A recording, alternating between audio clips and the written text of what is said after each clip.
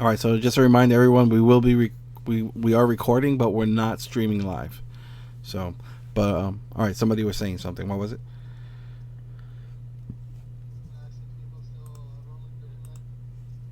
Oh yeah. All right, let's take a look.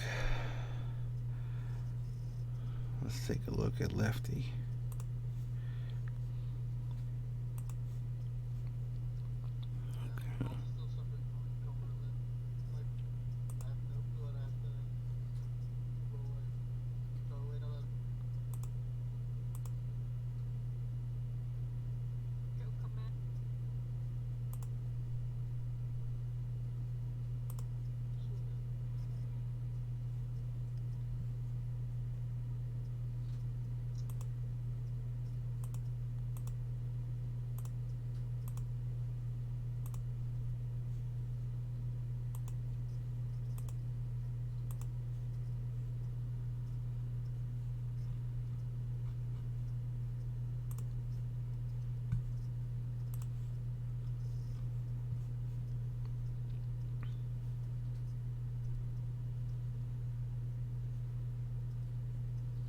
All right, Scott. I see. You're trying to add some proficiencies, and the two proficiencies in custom skills or your languages.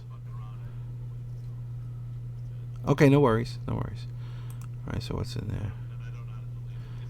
Okay. In the lower right corner, you're gonna see a little padlock.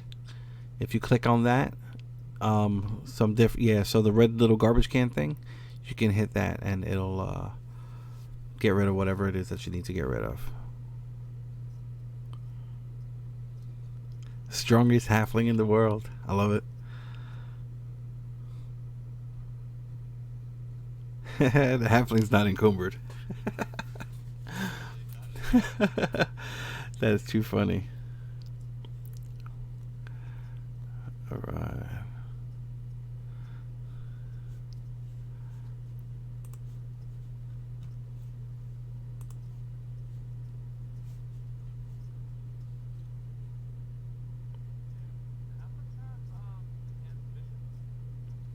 No, no, the dark vision they do not. Nope.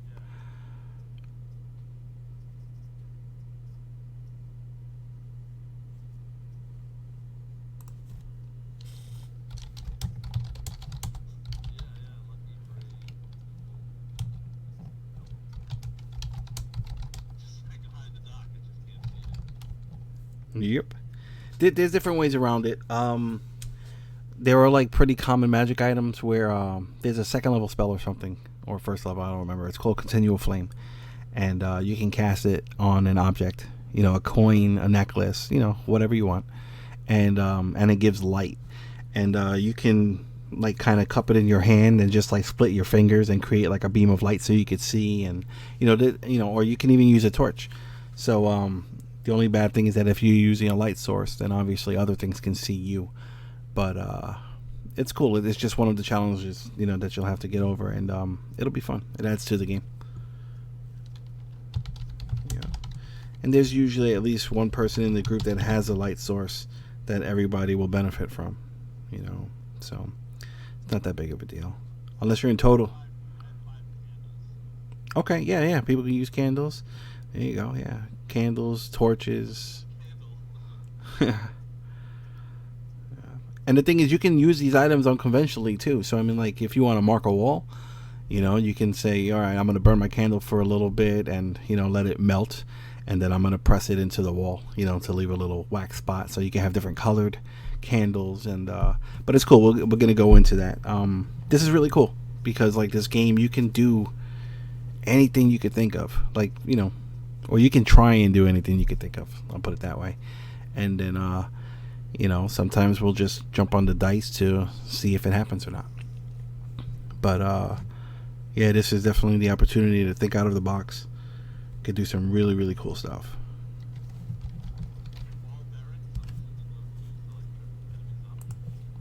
Yeah, yeah, you can either throw them in an area to make it what's considered difficult terrain, or you can use them in all other types of ways.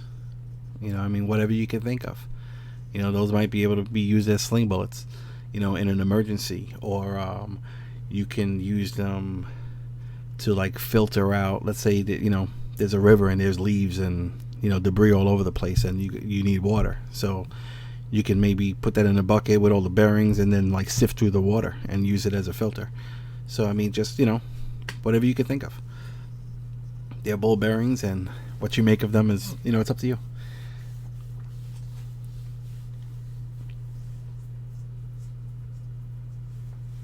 I also have a question about. I saw some read some rules. I'd rather have the short version, please.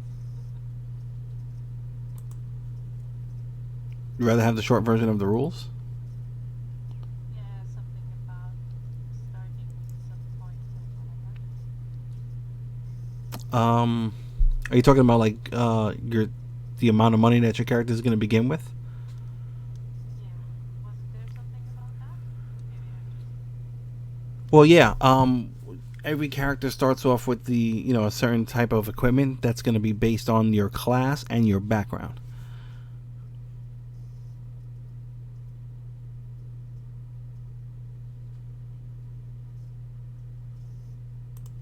So let's pop open your character real quick and take a look at your background.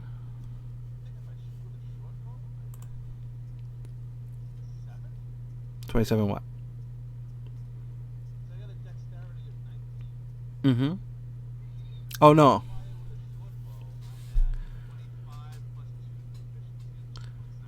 No, no, no. The way it works is, and we're gonna go over that in the combat sim.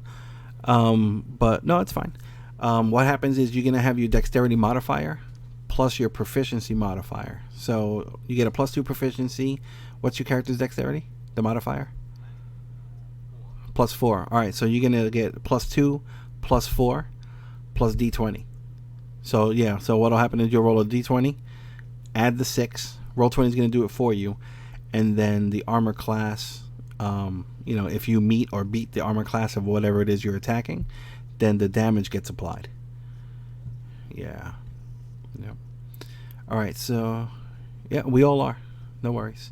Okay. So, no, I learn every day. I really do. I've only been playing 5e for like maybe a year and a half, so I'm still learning this particular system. But I've played so many different types of RPGs in general. D&D, Vampire, Star Wars. Marvel, DC, whatever. Riffs, GURPS, a bunch of different things. Deadlands, which was kind of fun. That was like a Wild West kind of deal. But there was all like undead, so you could be like a vampire sheriff of a town type shit.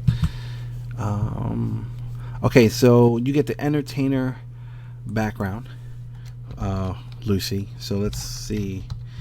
It should have included it in your on your character sheet, but let's see what it says.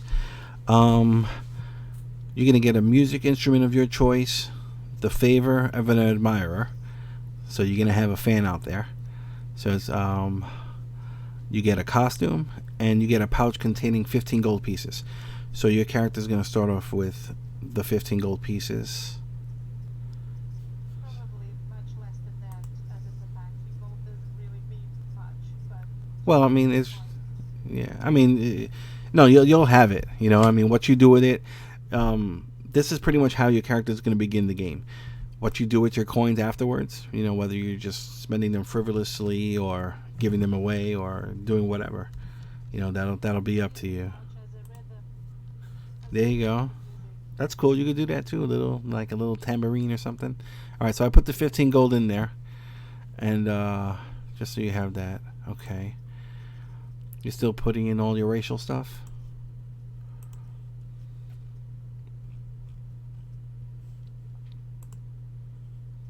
Hello, Matt. Welcome above.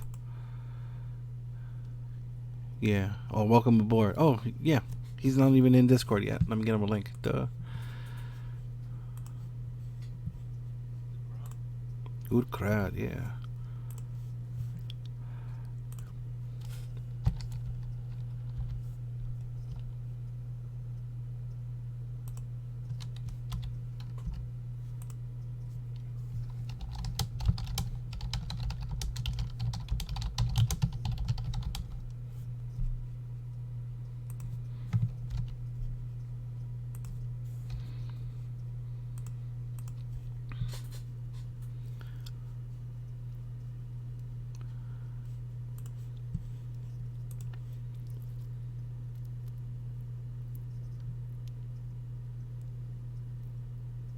Oh, we got a person who left a message asking if everyone feels they wasted their money. So hopefully we'll have a good session, and we can all brag about how much fun we're all having. Yep. And we will get this game started eventually. I promise. Just getting everybody to hammer out the kinks. Hey Matt, thanks for hopping on board. Oh, he's not in yet? Are you in? He is in. Alright, cool. Welcome aboard, Matt. I could barely hear you.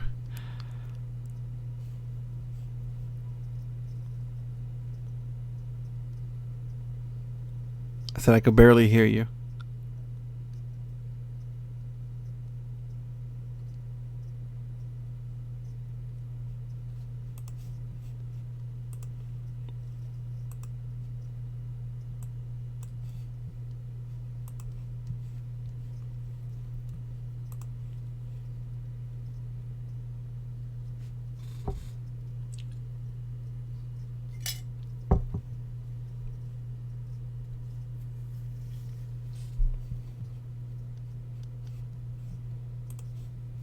Frank, how's that character coming? You have any questions?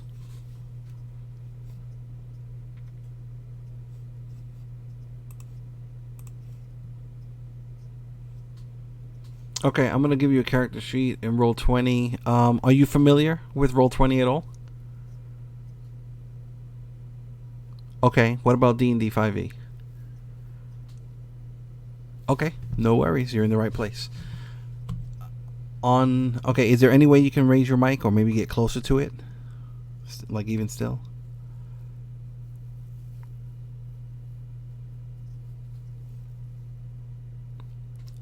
Yeah, that's a little better. Thank you.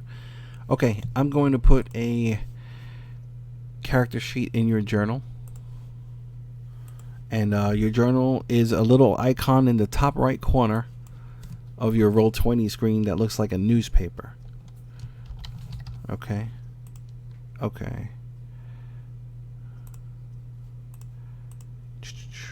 Yeah, we have some people that are like completely brand new. So if I go over something you already know, just bear with me. And I just want to make sure that everybody's on the same page.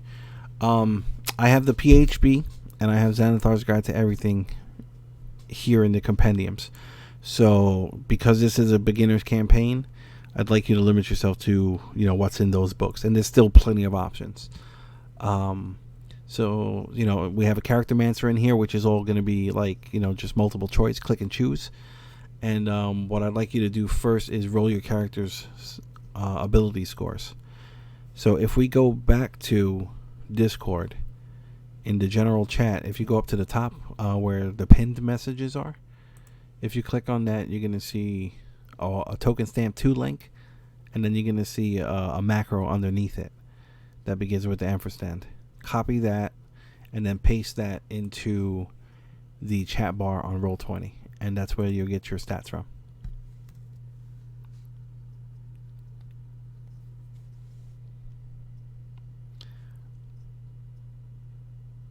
Okay.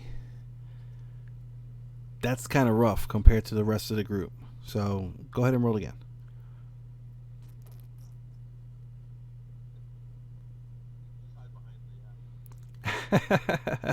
All right, cool. Much better. All right. On the second set of stats. Okay, so do you know about like the different classes in 5e?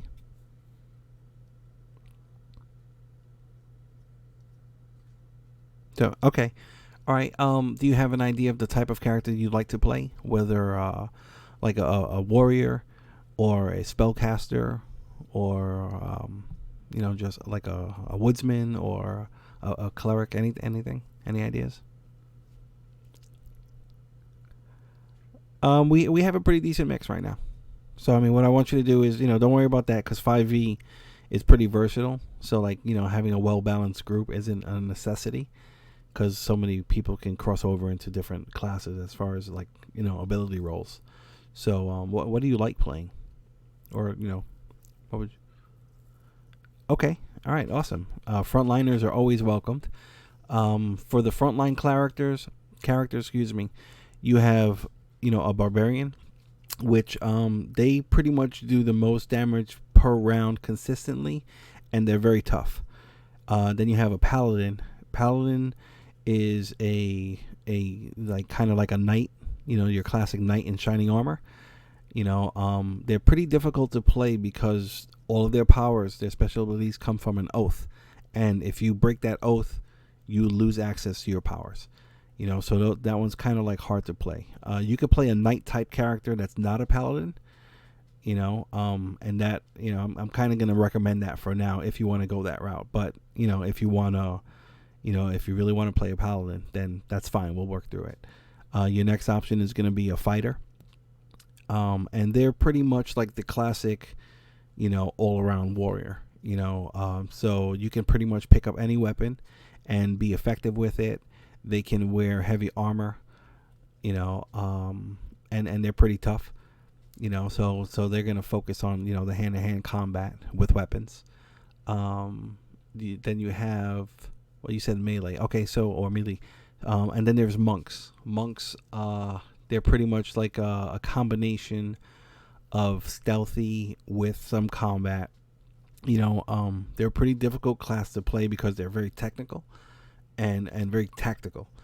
You know, um, but their whole thing is going to be pretty much unarmed combat. That's kind of like their main focus. Although you can be more of a ninja, or you can be more of something from, like an airbender if you're familiar with that. And then you have clerics. Clerics can be great melee characters, and they'll have like healing abilities and other buff abilities for the group. They're pretty good. Rogues can be melee characters. Do any of those sound like good to you?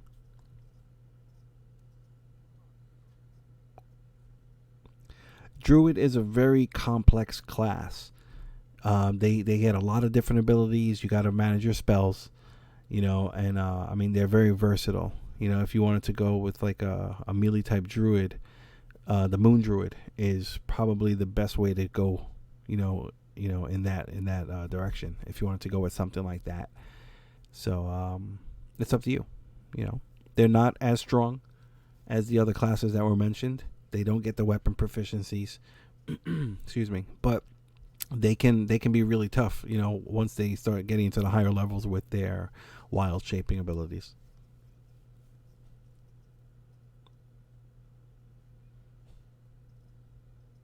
If you go over to the compendium, the compendium is going to be in the upper right corner. It's going to be a dark gray circle with like a lowercase I in it. If you click in that, you can go and read through like the different classes, and it kind of gives uh, different descriptions. For everything, it'll give like some basic descriptions towards the top, and then it gives like more in-depth details of what the actual class offers down below.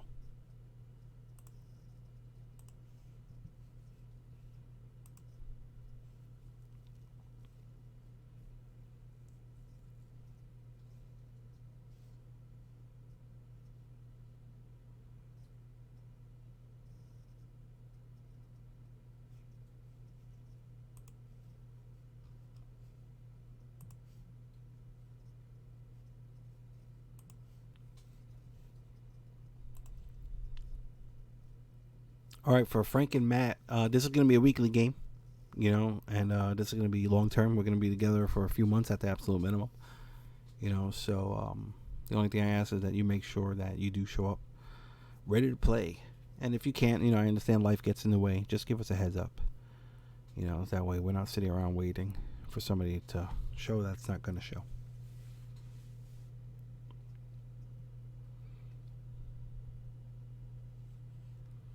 And thanks for the patience for everybody who's waiting.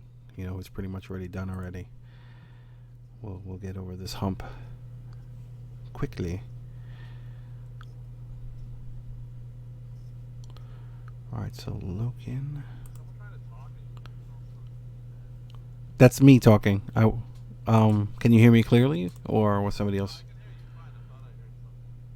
Oh, okay, okay. All right. How's the weather up there in Mass?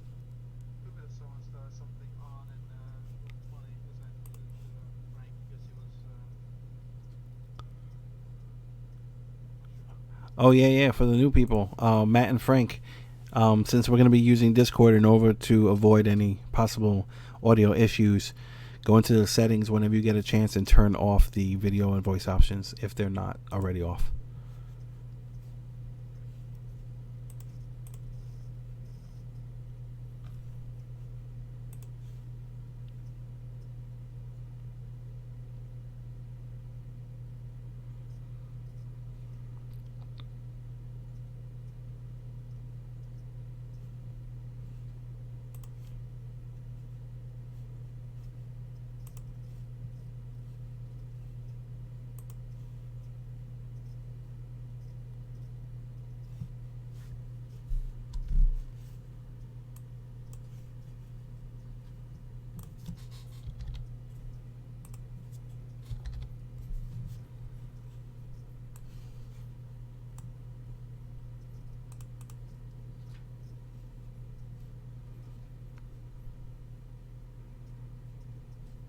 All right, Lefty Stoutberry, are you available?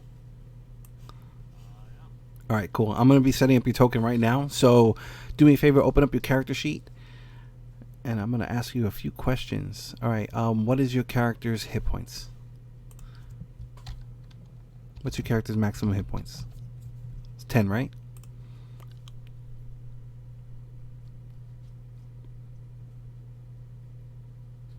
Your hit points are going to be like somewhere in the middle of your main sheet, the middle towards the top. Oh, your hit points. What is your character's maximum hit points? 10. Okay. What is your character's passive perception? It'll be on the left side underneath your ability scores and where the skills are. It should be right underneath that. 13. Perfect. And what is your character's armor class? Armor class is going to be in the middle towards the top. 15. Nice. Very nice. All right, you get no dark vision. So what I'm going to do is I'll give you 5 feet of dark vision just so you can see something on the map. Actually, I'll do 10 feet. Okay. All right, so that's you. Let's get you saved.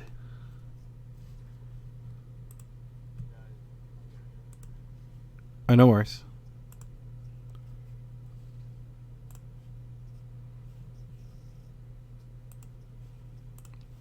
Okay. Who else is done? All right, we have Varys, 9, Lefty, Loken. Let's get Loken going. All right, Loken, are you available?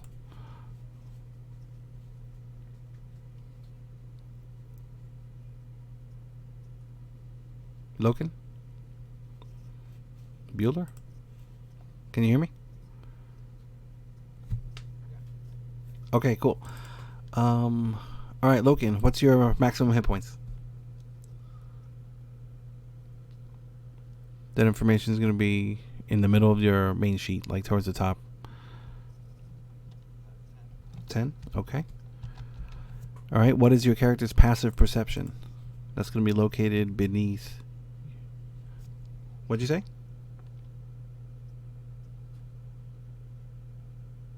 Hello?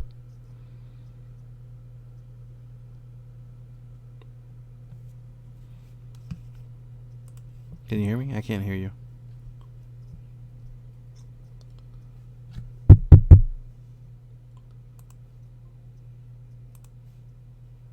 Hello, hello?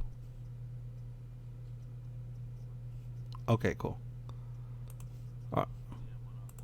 Yeah, I'm back. Can you hear me now? Okay, cool. Loken, what's your passive perception? 9. Okay. And what's your armor class? That's 13. Perfect. Thank you. Do you have dark vision?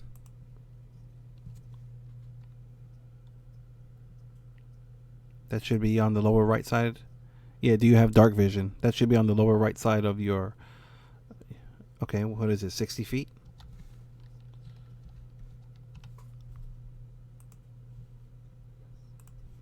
Awesome. Cool. All right, let me set you up then.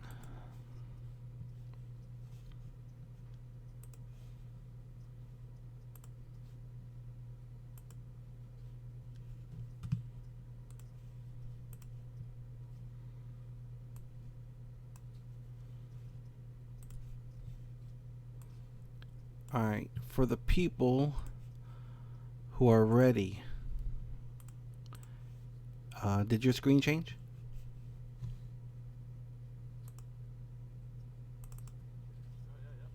Okay, cool. Eric. Say again.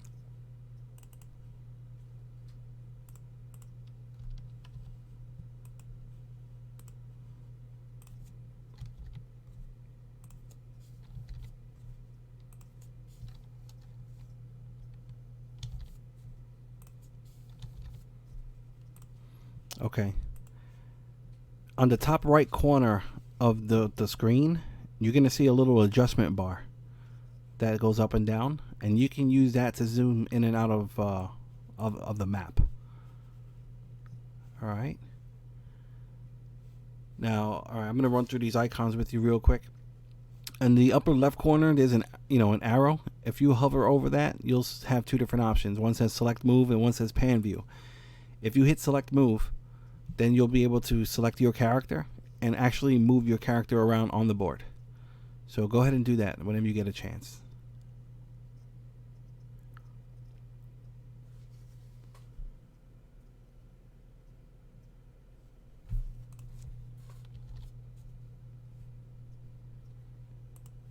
All right, I see. I see Lefty moving about. Okay.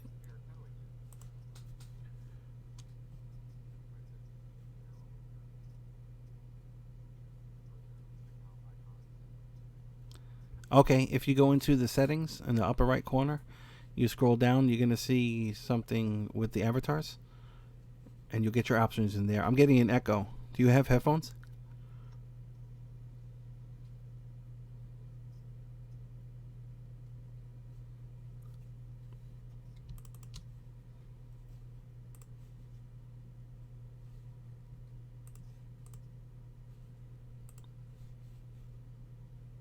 Dave and Eric, can you move your characters around?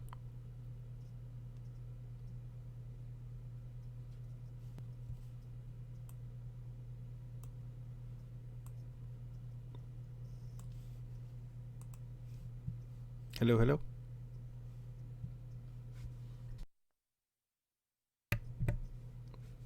Hello?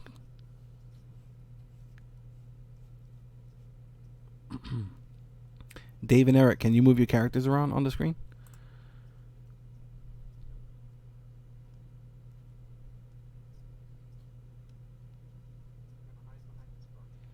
All right. Okay, the room is taken. All right. All right, so pretty much the way what makes Roll20 so amazing is on the maps for the most part, what you see is what you see. You know, just because you don't see something on the screen doesn't mean it's not there. So feel free to ask questions. Be like, hey, this tree over here, how big is it? Can I hide behind this tree or this rock or whatever? Okay. Yeah. Yes. Yes. Every square is 5 feet. Okay. If you move up or down, left or right, it's like 5 foot per square. If you move diagonally in any direction, the first square is 5 feet. The second one is 10. Okay. The measurement tool on the left hand side of your screen, you're gonna see a little circle with kind of like, I don't know, it looks like a little comb or something in there. All right. If you hover over that, you'll get a couple of different options. Snap to center is going to pretty much measure from the center of one box to the center of another box. If you want to, like let's say your character is going to move up behind this tree and then start moving to the left, what you could do is, you left click to start measuring, then you right click, and then you can move again, and it'll take the change in direction into account. So as everyone here,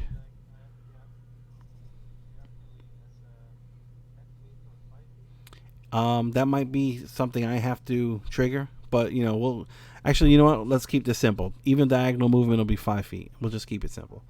All right. But if you right click and then continue dragging, it'll show it'll just add up the things for you. So everybody, go ahead and try that. There you go. Lefty got it.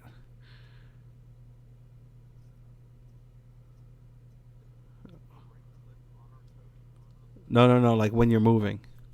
So you're gonna left click and drag out, and then right click and then change the direction, and then drag out again.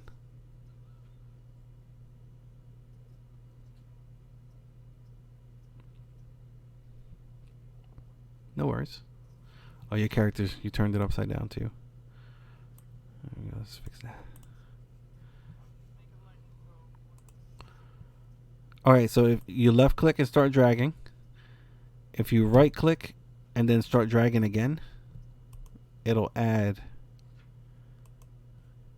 your measurement, so you can calculate everything. Okay.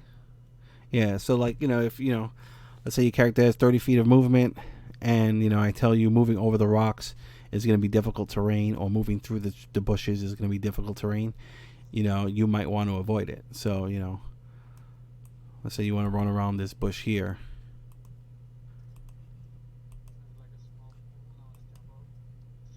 Yeah. So you can do stuff like that.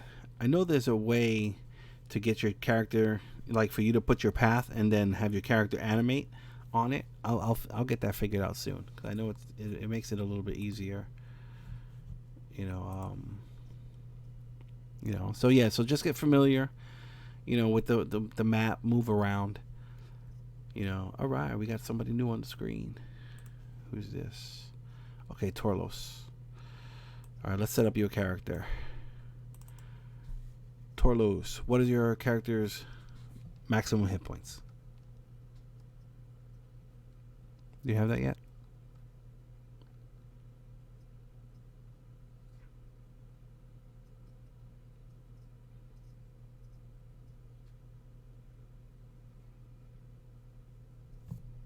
All right, we'll wait for that then. Torlos, do you see anything on the screen? You probably don't. Can you hear me? Anybody? Hello?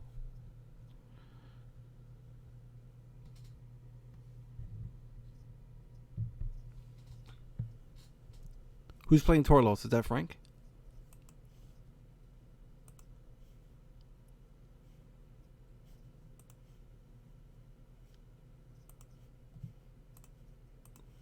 Frank, can you hear me?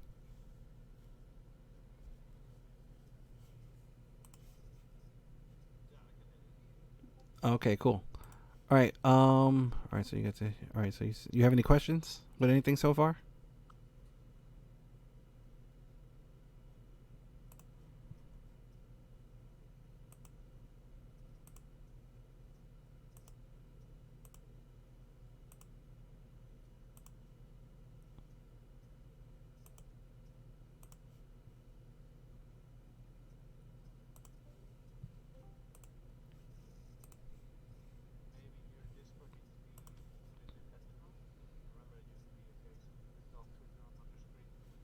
All right. Yeah. Just refresh it, Frank. Hopefully that'll fix the issue.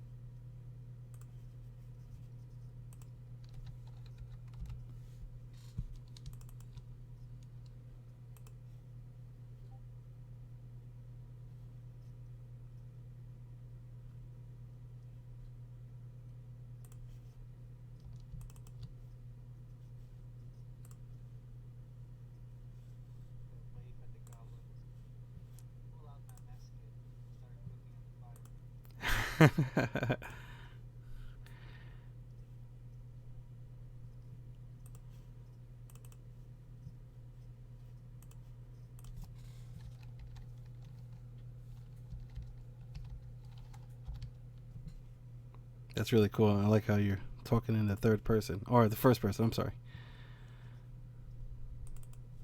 That's cool. I think you'll get into it really easily.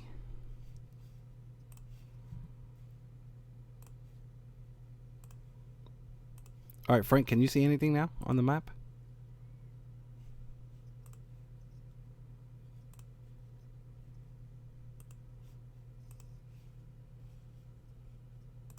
All right, no worries. That's weird. Is my mic even picking up? Yeah. Okay, good, good. All right. Matt, you have any questions?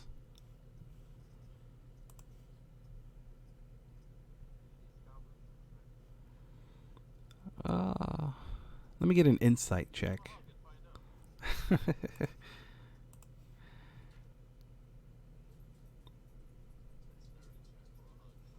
Hmm.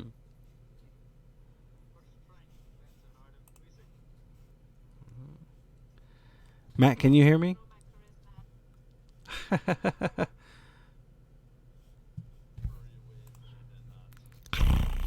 Soon they'll be calling me their queen. Oh wow, that escalated quickly.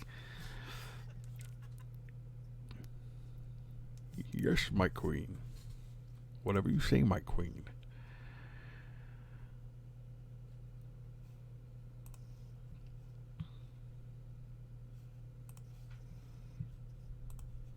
All right, Matt, can you hear me? Mic check, mic check. Oh, is he in there? Yeah, okay. All right, we're trying to. Frank's trying to get his thing fixed.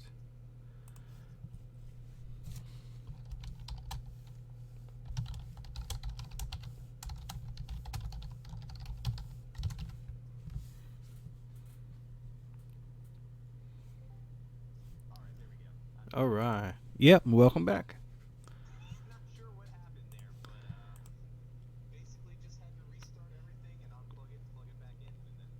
Yeah. Sometimes it happens. Good. Good. Yeah. Set up your icon. So go ahead and move your character around the screen. And just get familiar with how movement works. Did you see the measuring stuff that we did, or did you miss that? Okay. Okay. Cool. Cool. So you're good. Yep. All right. Yeah, it's cool. We got a lot of cool bells and whistles here. I got some cool sound effects, and I got some animation. Icons like the little fire going. Kind of helps add to the game a little bit.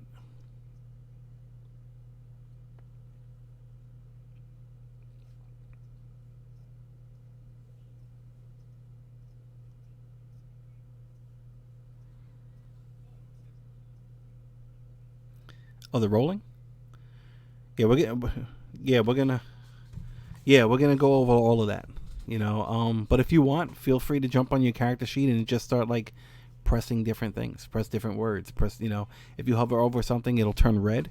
If it turns red, that means you can click it, and if you can click it, it'll do something for you. Like roll an ability or an attack for you, or it'll pull up information on your character sheet.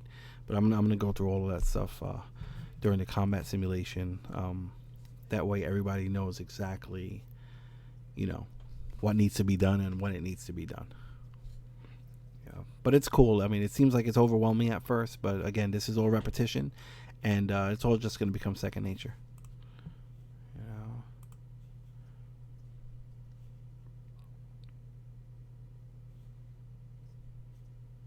Oh, look, the stealth. At first, it didn't even pop up, and then the 17 showed up.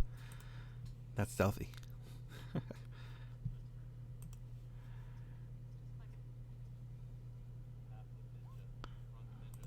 Well, oh, natural 20. Whenever it shows up bright green like that, that means it's a natural 20. If it shows up red, that means it's a natural 1. Yeah, it's the charisma. There you go, the performance. No problem. Yeah, Even with it. it happens. It's all part. That's what makes it so fun because you really don't know what's gonna happen, and it's like you have to adjust on the fly. So I don't know. It's just a lot of fun because it's not Nothing's really like you can have a plan, and with a single die roll, that plan can go right out the window, and you have to just improv everything right on the spot, and it can make some real, for some really exciting situations. I hope so. Yeah. Yeah, it's gonna be fun. It really is. My job is to make sure that when the game is over, I want you to think about it throughout the entire week. You know, Is there a way to click on someone else's character sheet? no, nope, nope. Oh, Yeah, that keeps everybody, from metagaming and stuff like that. See, like right now, that 4.16 just popped up. That means she rolled a natural one.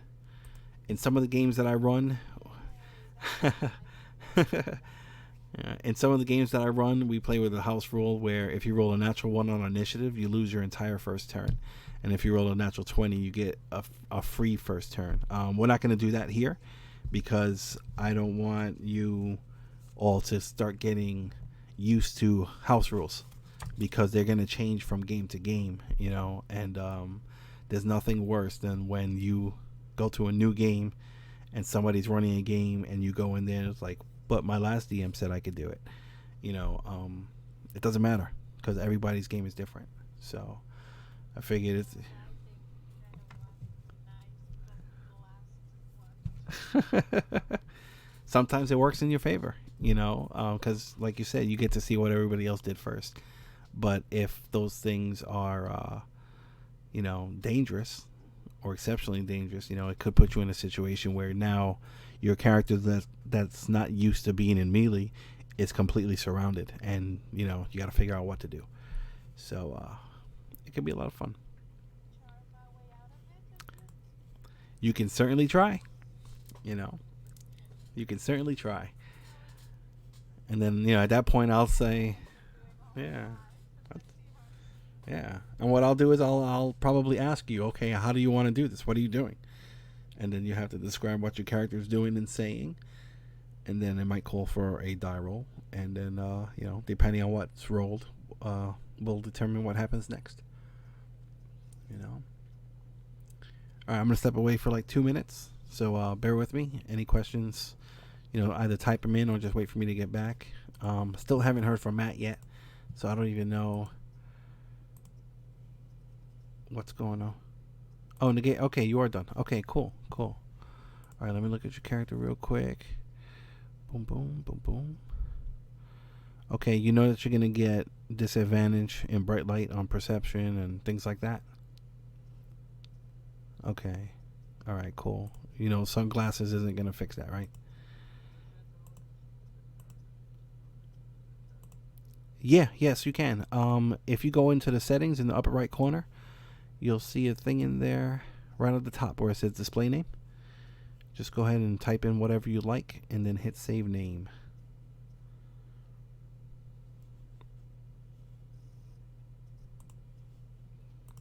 All right, cool. At quick glance, everything looks good. Negator, is that the name you're going to go with?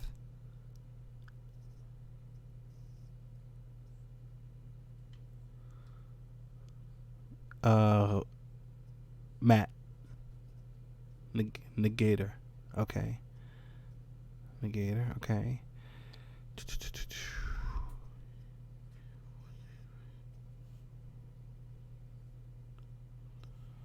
Let's see.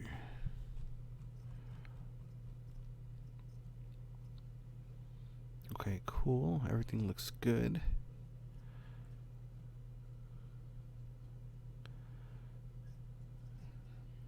All right. The only thing we need from you is going to be your token. So if you go back to Discord and you go to the general chat, if you go to the top where it says pin messages, click on that. You're going to see a link that says token stamp 2. Open that whenever you get a chance. Find a picture on Google or something that you like. Copy that picture to your desktop and then drag that over into the token website. And then once that's done, you can edit the token's color and border in the upper left corner. Like, just play with it, and then you're going to see a display of the token on the right side of the page right click on that and save that to your desktop. And then go into your character sheet, hit edit, and then you can upload your token in there. And then once that's done, I'm gonna be right back, like 2 minutes, and then I will set everything up with your dark vision and stuff like that. And I think we're almost done. We're pretty close to starting. So yeah, just give me a few minutes, and I'll be right back.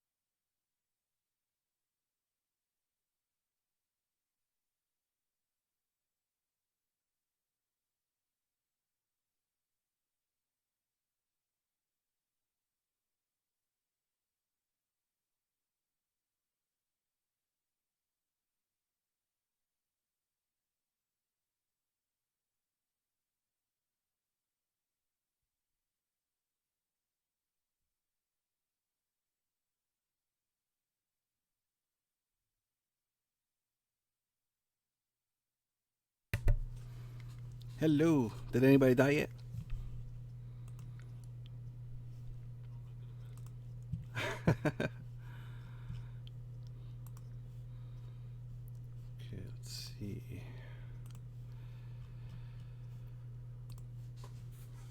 One person on the cockpit still is dead safe. Uh oh.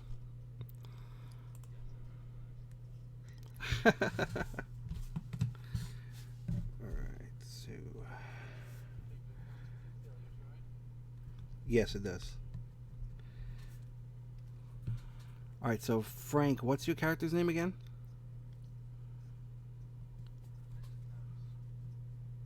Harris. For Frank? That's not Varys, is it? Oh, Torlos. Let's see.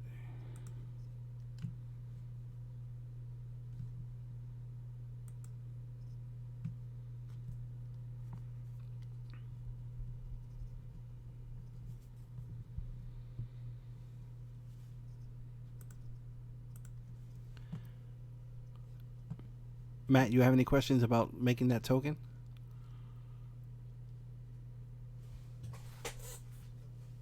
No, for Matt. His character token.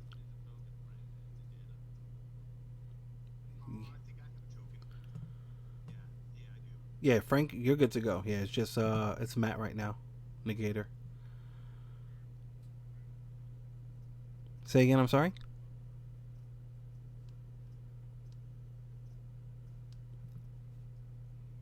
Okay, you put it on that site, token 2? Okay, in the upper left corner of that window, you're going to see a ring and like a little box with color. What you could do is you could change the border of your token and the color, by playing with those things. Once you find something that you like, on the right side of that same screen, you're going to see the token like a preview of it. Like with, already cropped and whatnot. Yes. Yeah, once you find the token that you like with the border and everything, right click on that and save that to your desktop. And then once you get that done, I'll take you to the next step.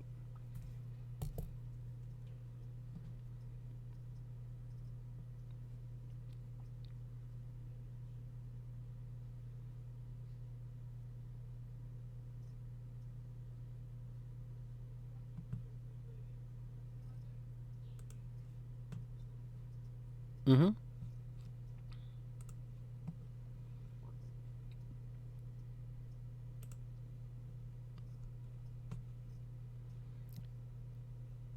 The one on the right side. Not the one in the middle.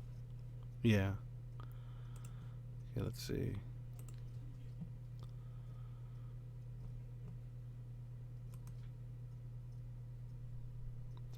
If you right click on it, it should just say save image as, copy, or inspect. Those are the options I'm getting.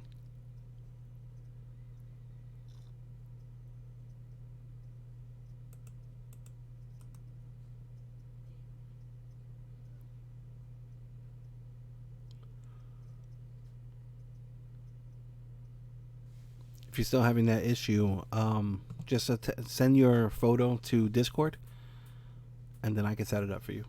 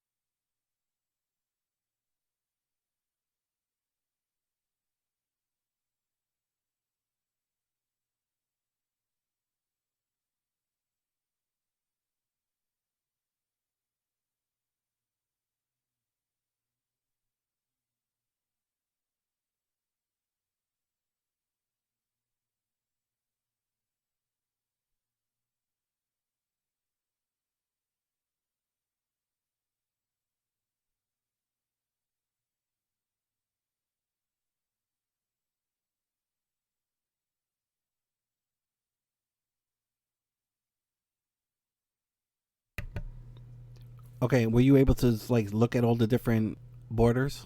Like if you click on that ring in the upper left corner, did the drop down pop up?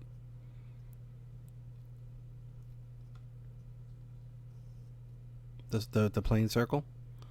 Okay, and what color did you want? Say again? Blue? You want like a dark blue, sky blue, light blue, anything in particular? Dark blue? Alrighty. Sounds good. Alright, let me get you set up.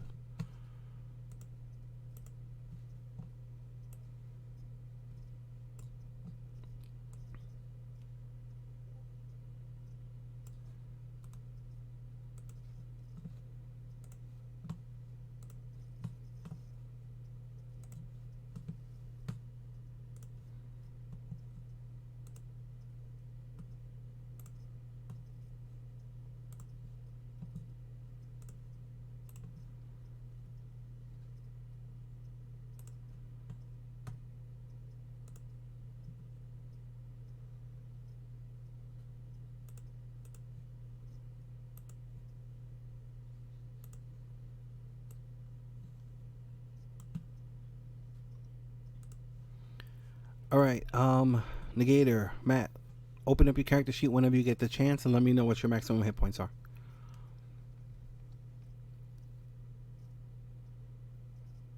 Okay. What is your character's passive perception? That's going to be found on the left side of your main sheet underneath your ability scores and your skill proficiencies.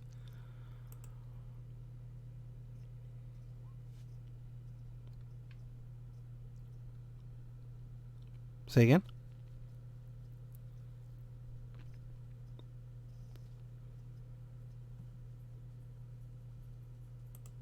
Hello?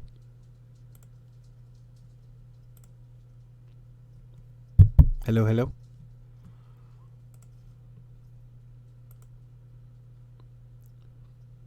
Passive perception. If you go like further down beneath where all your skills are, you're going to see something that says passive perception on the left side. Right underneath your skills. You see that?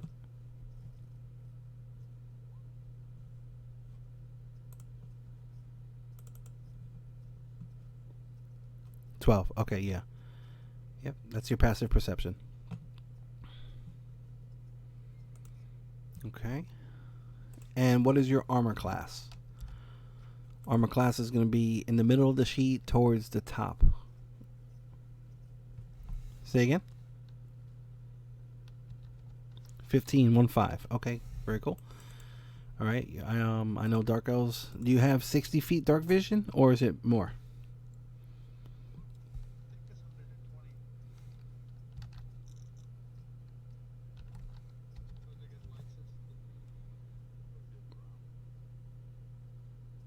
Okay.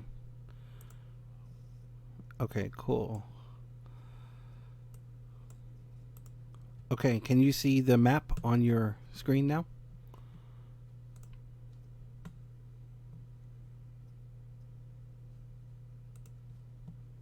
All right, awesome. Let me make sure that you can move it around. Okay, you should be able to move it around the screen.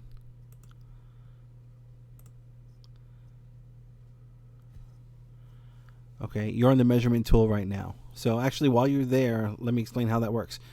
All right, that's called the measuring tool. If you hover over that, you're gonna see a little window that pops up that says Snap to Center and Show Others.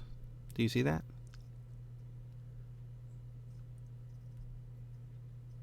Okay, cool. No worries. Go ahead and click that again because I'm going to show you how that works. Um, each of these boxes are going to be 5 feet. So click on your character and just drag it about. Like hold it down and yeah. Now if you want to change direction, all right, you got it. Perfect. Yeah, right click and then you can move. So, all right. So you got that down.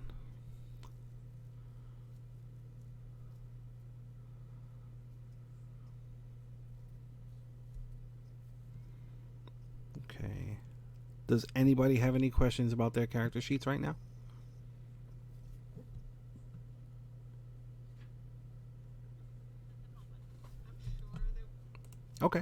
Yeah, if anybody has any questions at any time, feel free to ask. If we get to the point where a bunch of people are talking over each other, I'll just say, hold on a second. And then what I'll do is I'll probably call on one person. And then we'll just do it. Hey, don't worry, Matt. It's fine. And then we will, we'll just take everything nice and slow so everybody gets comfortable with it. All right.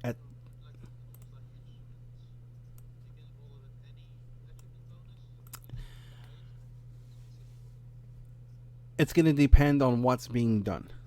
You know, if let's say want to perform a specific song, to impress maybe like a foreign leader, so you want to sing a song that's from their homeland. I might have you do an intelligence check to see if you can remember the tempo and the exact notes. If you're just trying to generally impress a crowd at a tavern, I might have you use charisma. So it'll be different, and like case by case scenario. All right, everybody should see a yellow box towards the bottom of the screen. Can you see that or no? Whenever you get a chance, move your tokens inside that box.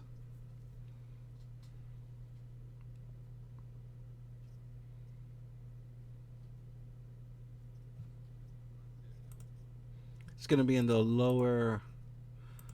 Oh, you don't have dark vision, that's why. Okay, I'll put everybody in there. Or maybe you don't. Oops, that's good. Yeah, I know the halfling. Yeah, the halfling doesn't have. Okay.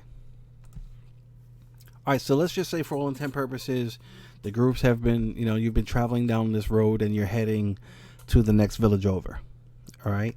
What I'll do is, I'll put you on a map somewhere, and then let me get rid of the box. How do I get rid of the box? It's not. There we go. Okay. I'll describe it. All right.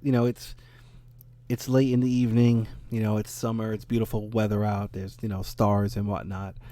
And you're traveling on a road, and up ahead in the distance, you see what appears to be a campfire. And then I'll say, okay, what would everybody like to do? And at this point, everybody will start telling me what they want to do. Just to keep it simple, I'm gonna call in order on roll 20. So Loken, what would you like to do?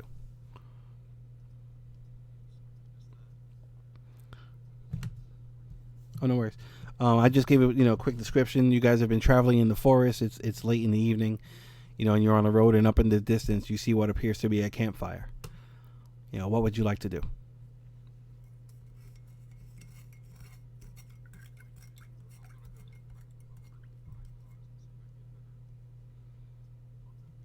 Okay. Are you just walking up there, or are you trying to be sneaky? Okay. All right. No worries. Okay. Whenever a character moves stealthily, they cut their speed in half. All right. So if your movement is 30 feet, and you go to move stealthily, then you can only move 15 feet. So what I want you to do is roll a stealth check. In order to roll a stealth check, what you're going to do is you can open up your character sheet, all right, and then go to your skills and hit the stealth word.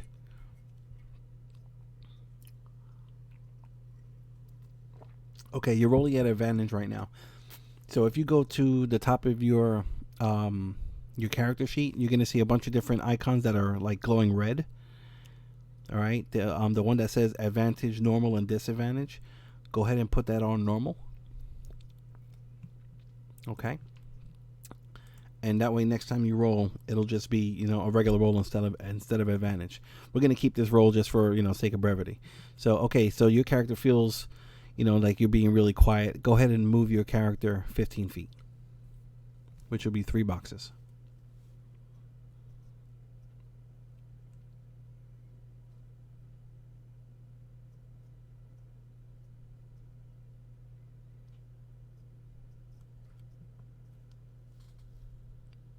You can still move one more box. Okay. All right. So, everybody else that's on the path, you see the sorcerer. What are you, a dragon sorcerer? Um, Loken. Loken. Myself warlock. Warlock. Okay. All right. So everybody sees the half elf, start like skulking ahead to try and hide behind that rock. Okay, Lefty, you're up. What would you like to do? I'm going to kind of push ahead since I have stealth. So I'm gonna try to go stealth and hopefully avoid Warlock. Okay. I rolled for stealth, right? Yeah. So what I'll do is I'll say, okay, go ahead and make a stealth check. So same deal. You're gonna open up your character sheet and hit the stealth button. Okay, cool. So no, 16 is good. All right. So everyone starts seeing the halfling kind of get lower to the ground and start skulking above. What's cool about rogues is when you hit second level, you're gonna get an ability called Cunning Action, and that's gonna enable you to move extra for free. So right now, your movement is 25. In D&D 5e, whenever we round, we always round down. So what's gonna happen is your character is gonna be able to move 10 feet. So go ahead and move yourself 2 boxes. Okay. Um. All right, Varys, what would you like to do?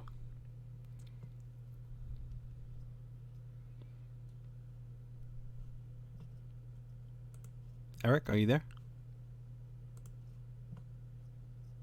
Do I notice if the goblin already noticed that? It doesn't appear like they noticed the group yet.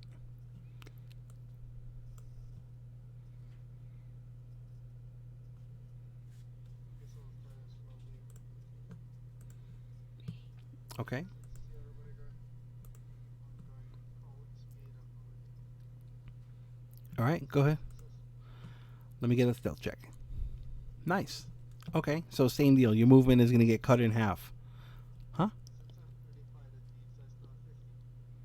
I'm sorry. Say again. Since I'm 35 speed, does it mean somebody goes down? Yes. Yeah, it's gonna get reduced down to 15.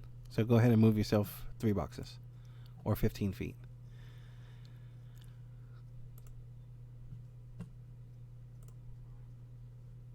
Just for safe. All right. All right. So hold on. I'm making a quick edit on something. Why isn't it letting me? Can I smell anything? Yeah. Give me 1 second. I'm just trying to. No worries. Trying to set up the hit points for Torlos. I don't know why it didn't show. It is showing. There we go. Okay. The token, enemy token, Yes. can I see it? Yes. Yeah. Yeah. Yeah. And just because just because they're goblins, it doesn't necessarily mean they're enemies. They could be good goblins. Only one way to find out, though. Okay. So Pebbles. You see the group start kind of skulking about, and you can see that campfire up in the distance. What would you like to do? The thingy. Your mic's breaking up. Amateurs. Amateur. Yeah. Amateurs. Do I smell anything special besides the goblins? Let me get a perception check. So what you're gonna do for that is go to your main character sheet on the front, go to where your skills are, and then click on where it says perception. I can smell the jasmine. That is beautiful. Okay, cast claws, cast talents. All right. Yeah. So you kind of like hold your head up a little bit and sniff the air, and you don't really notice anything significant coming to your nose. Okay. So that would be your action for the round. So now you still have a move. Would you like to do anything? Yeah, I was just going to ask. So how does that work? That works as an action, and I have to move. But stealth is Stealth is an action as well. Yeah. so if I move, can I move? You can't like really focus on being stealthy, so you have your full 30. And what we'll actually do is we're going to use what's called your passive stealth. and what that's going to be is it's going to be 10 plus your dexterity modifier plus proficiency if you're proficient in it. So what's your stealth check or what's your stealth skill?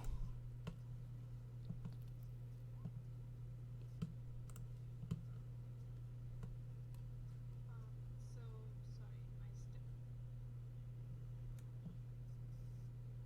All right, so your passive stealth is actually 15, which is pretty good. So what you could do is if you want, what you could do is you can move your 15 feet without even rolling stealth, and you're still going to be fairly quiet. So go ahead and do that. Now you also have your feline agility, which allows you to double your movement. So if you want, you could actually move 30 feet right now and still be stealthy. Star at 30 feet. Yes. That's if you want to use your feline agility.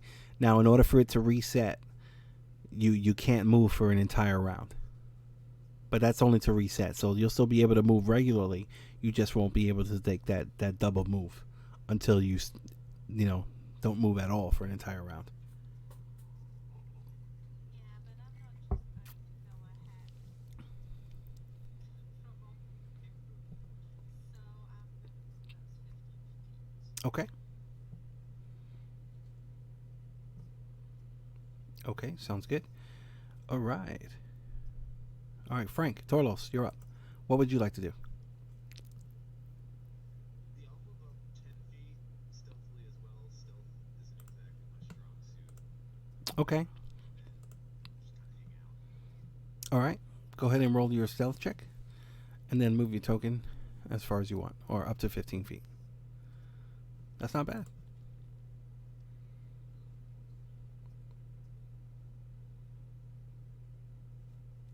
All right, very cool. All right, Negator. What would you like to do?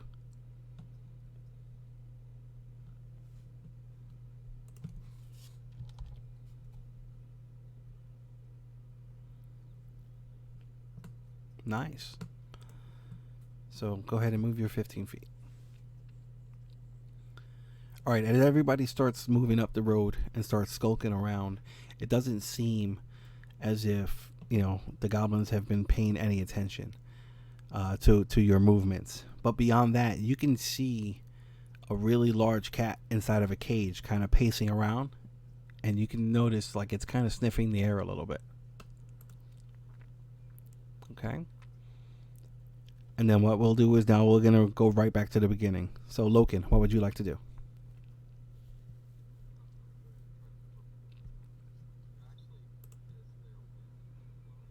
It's very faint. Very faint. Are you trying to see if you're gonna be downwind or to avoid that smell? Okay, cool. Let me get a survival check from you.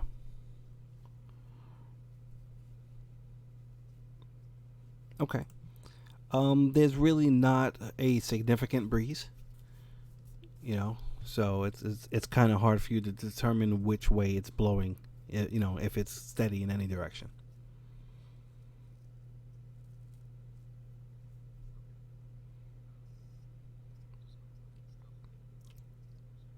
Okay, so go ahead and move your 15 feet, and since you spent your action trying to gauge which way the wind is blowing, you're not going to be able to roll stealth again. So we'll just go with the stealth roll you rolled last time, or your passive. It's really not that important right now. So okay, cool. All right, Lefty, you're up. What would you like to do? So in order, so I need stealth in order to space. Stealth that has to be my action each time. Yeah, yeah. Otherwise, you'd be able. That's why when you hit second level, the rogues they're able to move around a lot faster than anybody else while still being stealthed. But yeah, it actually. No space stealth. Mm-hmm. Nice. Cool. All right, Varys, you're up. What would you like to do? Can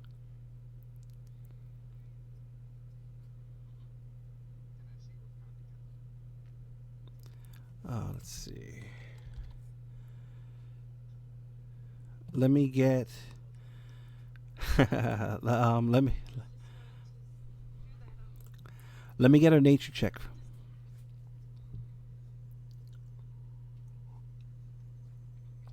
Varus, let me get a nature check. All right, cool.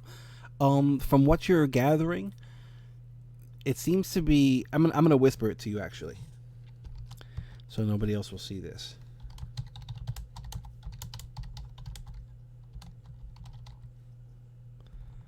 I could tell you. Shout it out loudly while the goblins. The only way to get past.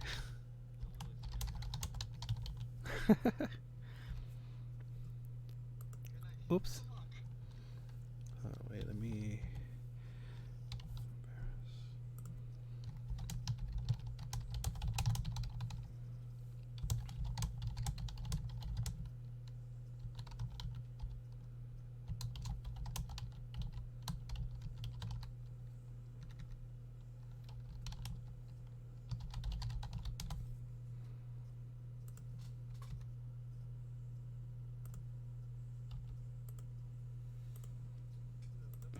Nope, no, I was just typing. Sorry.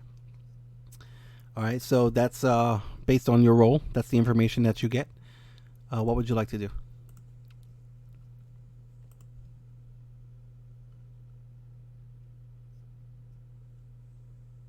Since I don't want to betray, fiercely me. Can I hear it?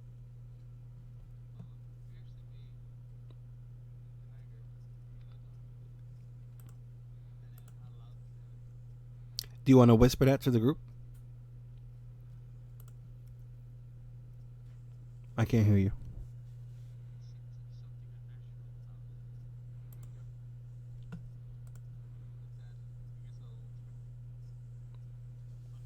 guess I'll unnatural like it's sick or unnatural like Okay, hold on. Before you answer that, each turn, each turn is only 6 seconds long.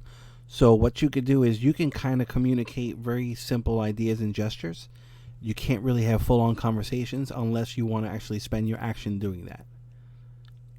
Okay, each second is only, I mean, each round is only 6 seconds long. The average person can speak about 13 words a minute. I mean, per 6 seconds. I'm sorry. So no big recitals and stuff like that. so it'd be like me saying like listen this would be entirely like random unnatural thoughts or something. And something that'll 20 feet into me. Oh, okay. So All right. just listen. All right. So Varus whispers that out, and then everybody sees him kind of dash off to that tree to the left. Okay, Pebbles. What would you like to do?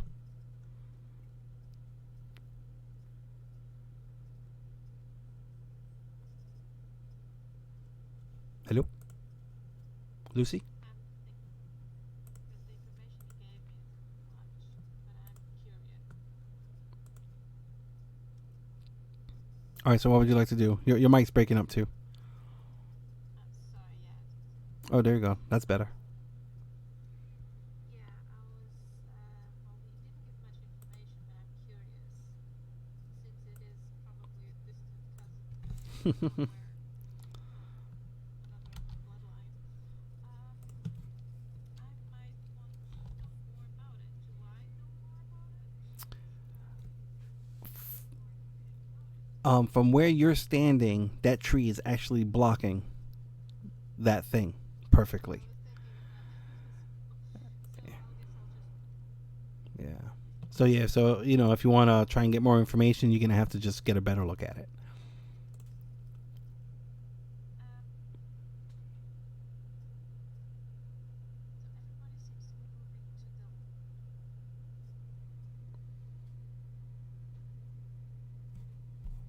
You know what? I'll just stay behind the tree and have a look. I'll just move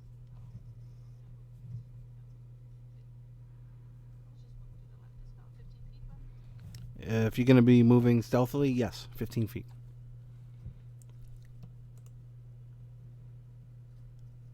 Okay.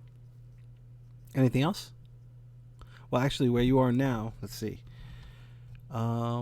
You can get a look at it now. So let me get a nature check from you if you're trying to figure out, more information about it. I can still do. Yeah, yeah. Because we're gonna be using your passive stealth for your movement. For the people who are naturally stealthy, And so I know the people that have at least let's say a passive of 15, that's pretty good. So okay, so with your roll of 14, I will whisper you the information that you get. As long as I don't step on my bagpipes, it's completely fine. If you roll like a natural one, that's probably gonna happen. Okay, so that'll be your turn there. Okay, so where's the what? Where's Your mic's breaking up. so you can see the I have 5 stealth dex. Mm-hmm. Yeah, yeah. So your passive is gonna be a 15. Okay. So I start. I can't hear you. I'm sorry.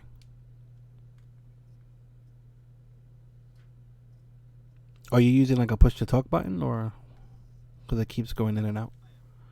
I am. Okay. What were you saying? Well, I first we see like a 5 stealth is like a proficiency in it. So I was wondering what the other. Your passive is gonna be 10 plus your proficiency plus your dexterity. So if you have a 5 in stealth, that means your passive stealth is gonna be a 15, which is pretty decent. So it's like your character naturally, is light-footed or stuff like that. All right, so we're gonna move on to Frank. Um, Yeah, I'm pretty good back here, and I'm gonna hold an action to magic missile the shit out of the first person to attack someone in our party. okay.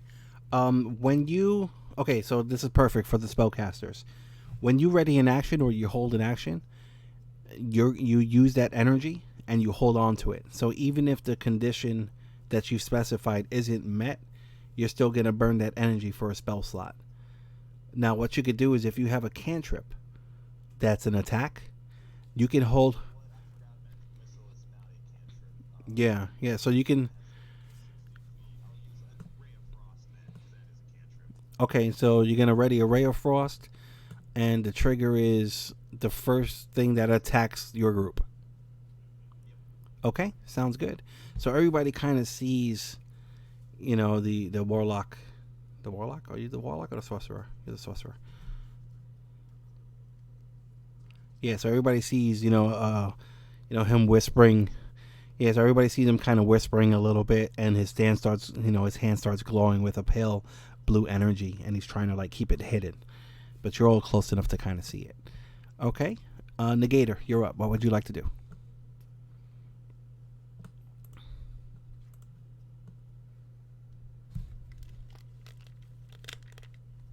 Okay.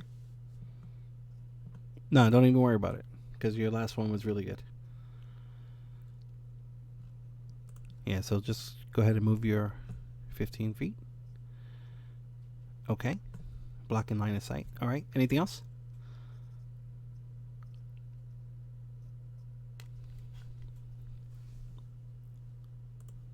Okay. So then we're going to go back up to the top. Loken, you're up. What would you like to do? I'm gonna go ahead and move up a little bit more stealthily.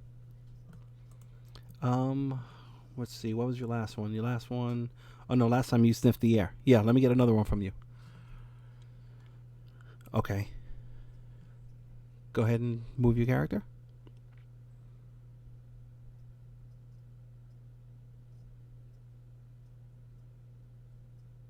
Okay. As Logan starts moving up off the rock, like he was kind of resting up against the rock, and as he takes his hand off the rock, everybody hears like a pebble hit the floor. Tick, tick, tick. And the goblins that are by the fire, they both look over to the area, and you see them grab javelins that are on the floor next to them. Now, at this point, what I'm going to do is I'm going to have everybody roll initiative. And the way that's going to work is everybody's going to click their token first and then hit initiative on their character sheet. So far, Pebbles is the only one that hit their character first. There we go. Torlos, we're up. Okay. Actually, it was selected. Well, okay, you got lucky then. That's a lucky. That's what Bob Ross would call a happy little mistake. No, everything was planned. Of course, I knew what I was doing. You got to click your character token and then hit initiative.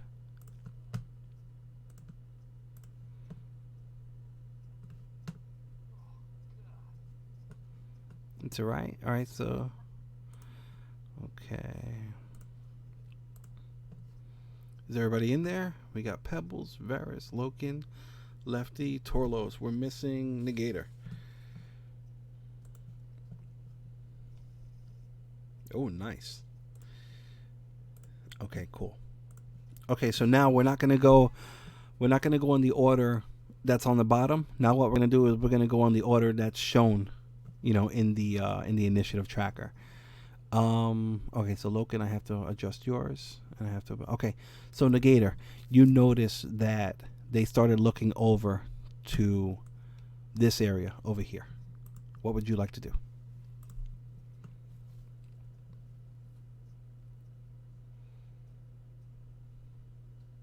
Okay, what's your trigger?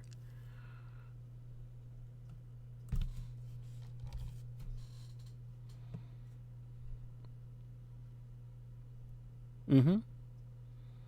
Okay, so if they start moving towards the group, then you will let loose an arrow. What do you have? Short bow? Okay, cool. Yeah, so, you kind of like you're there kneeling on the ground. Do you want to do any movement? Or are you going to stay where you are?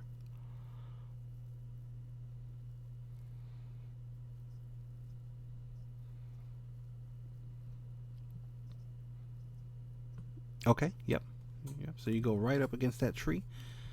And, you kind of have your back pressed against it. And you can kind of see over the right side, a little bit of that goblin still looking over. So you're holding an action. So what I'm going to do is, just to mark that you're holding an action, I'll put this little icon there. It's a little timer or whatever. All right, so just so that we don't forget. Now, if you notice that condition is met and I haven't said anything, try and remind me. Be like, hey, can I shoot them? Like if they start moving and I just forget to say something, say, can I shoot them? And I'll say, okay, yeah, cool. Because sometimes, like if there's a lot of different monsters and a lot of different things going on, sometimes I forget because, you only have to worry about one character. I have to worry about everybody else in the world. So, okay. So that's your turn. All right, 9. What would you like to do? Just call Pebbles. Pebbles is her name. Okay. Pebbles, what would you like to do? Well, I'm still harvarding, so I see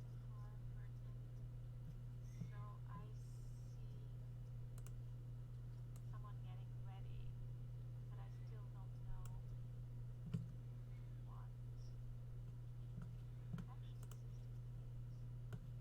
Well, but I'm not gonna attack. Honestly, I don't know if they're going to attack back or not. Dan, aren't I in your line of fire? Yeah, if you could see them, then, they could see you probably. You're a really small ass, but it's okay. Yeah, but with vicious mockery, which would be the thing that hits you, the insults are not directed to you. Do you want to cast Vicious Mockery? There's one within 60 feet of you that you can see. Honestly, no. Okay, all right. So then, That might trigger a whole lot of things that I do not want at the moment. all I'd right, rather charm them than all right. anything else. So I'll probably just move closer behind the team. Okay, go ahead and move. Are you still trying to be stealthy? Let me see. I don't know Goblin actually as a language, so I'm trying to. So they have noticed us, right? They have no. You see them looking towards, the southeast. It seems like they noticed something. If you want to spend your action trying to guess their intentions, then I'll have you roll an Okay, let me get an insight check.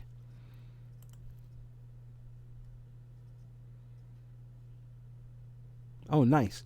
Okay, you feel really confident that they seem a little worried, or at least concerned about whatever it is that caught their attention. What, like things in the dark sneaking up on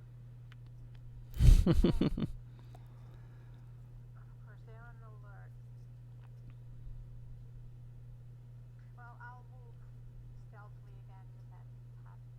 Okay, go ahead and move your 15 feet.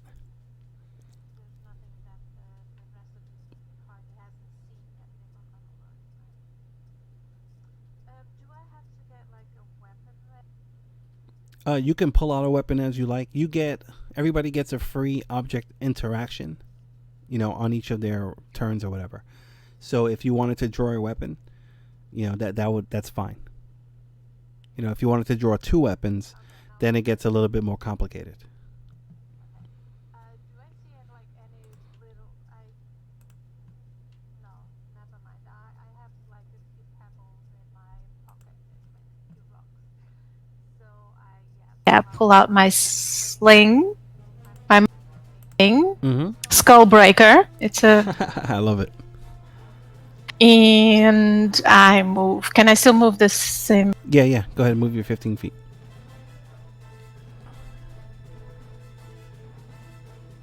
Okay.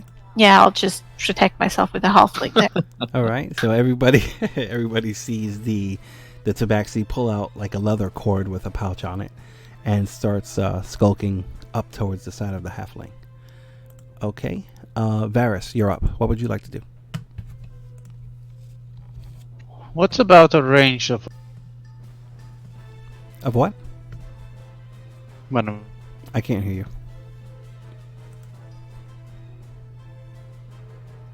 Take off the push to talk if you can, and just like maybe put it on when it's not your turn. That way we don't have to worry about it. Sure. But I was wondering, what's the range of my longbow? Okay, if you go over to your character sheet and let's see, you scroll down to where it says longbow. If you click on that the icon, crap. the range over here is 150 and 600. So pretty much you can shoot 150 feet without penalty. If you shoot between 151 and 600 feet, you're gonna get disadvantage on the attack. And we'll go over that if I'm that's it. kind of assuming at this point that the goblins are probably either captured this creature and are looking to sell it or something, or donate it to their leader. So I intend to Say again. The last part. and I want to shoot the goblin on the left, Okay. the one closest to the. Okay. Sounds good. Go ahead and roll your attack. Now they haven't seen you, so you're gonna actually get your attack with advantage.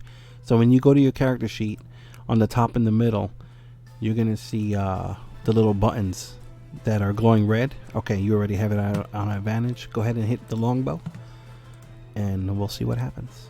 Nice, you got a natural 20. All right, so pretty much what happens is, you're there like skulking along this bush, and you take a look and you see this goblin starting to stand up and like kind of scan the area. You get your bow, you draw it, and very easily you just you kind of line up your eye right down the arrow and point that arrow right underneath, let's say where its collarbone would be, because it's from the side, and you release. Arrow goes by, and it buries itself all the way up to the fletching and pokes out the other side as this goblin silently slumps to the ground. Anything else?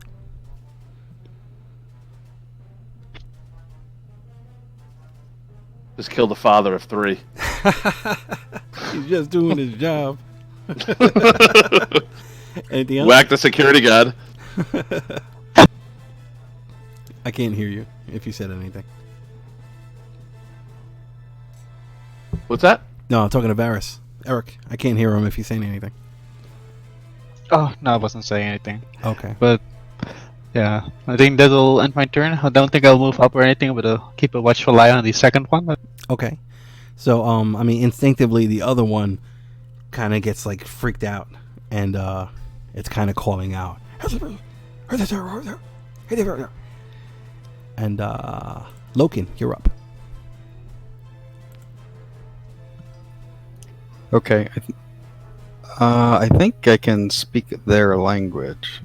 Am I able to determine what he is saying? If you can't speak their language, go over to your sheet and hit on the lower left corner where it says Goblin Proficiency or whatever in language, and hit that, and it should pop up in chat. What's going to happen is as people start calling out abilities that they have, I'm going to ask them to do this right here, just so if there's some kind of explanation or something attached to whatever's being done, it'll be easily accessible. You can hear him calling out. He's like, "Who goes there? Show yourself." Okay. And that was my action, right? No. You can understand okay. them. Yeah. I'm going to ready my crossbow. Okay. And what's your trigger?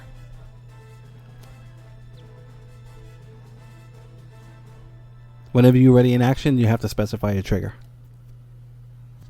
I'm going to ready my crossbow, and if they come within, he starts to approach within 60 feet, that'll be... Oh, ready? Alright, it goes. Alright, this thing is looking around. It comes and runs over to its front real quick and checks it. And then it kind of stands up again and comes over to the cage, and you see it start fiddling with a lock. Oh. And that opens. Okay. Give me 1 second.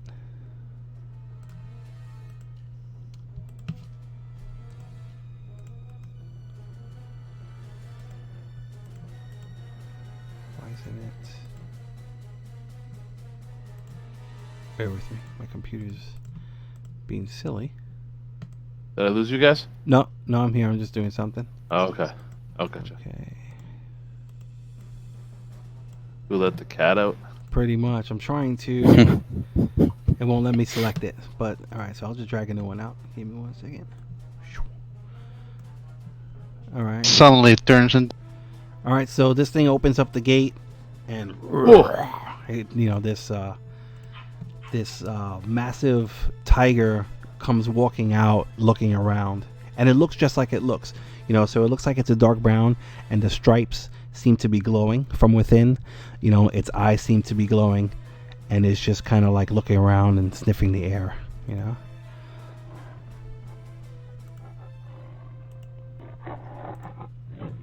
Alright, and then... Okay, and that's it for them. So, Lefty. My turn? Yeah, Lefty, you're up.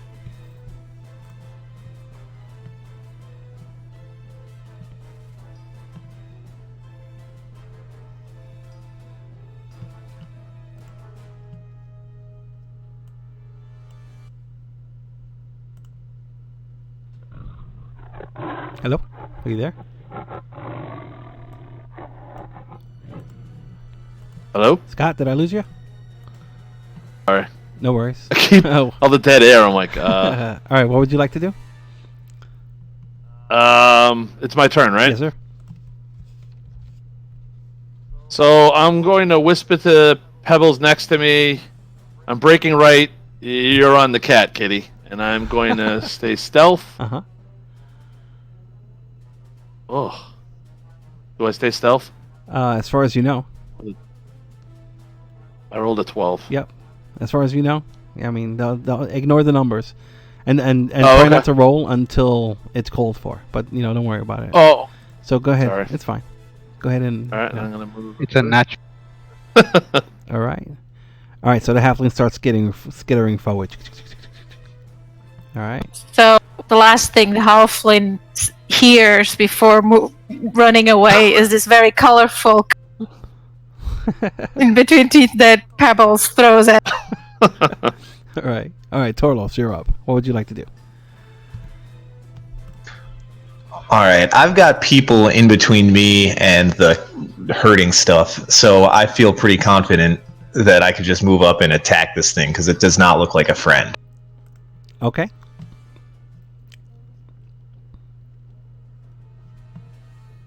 And for some reason, I don't think I am controlling my token.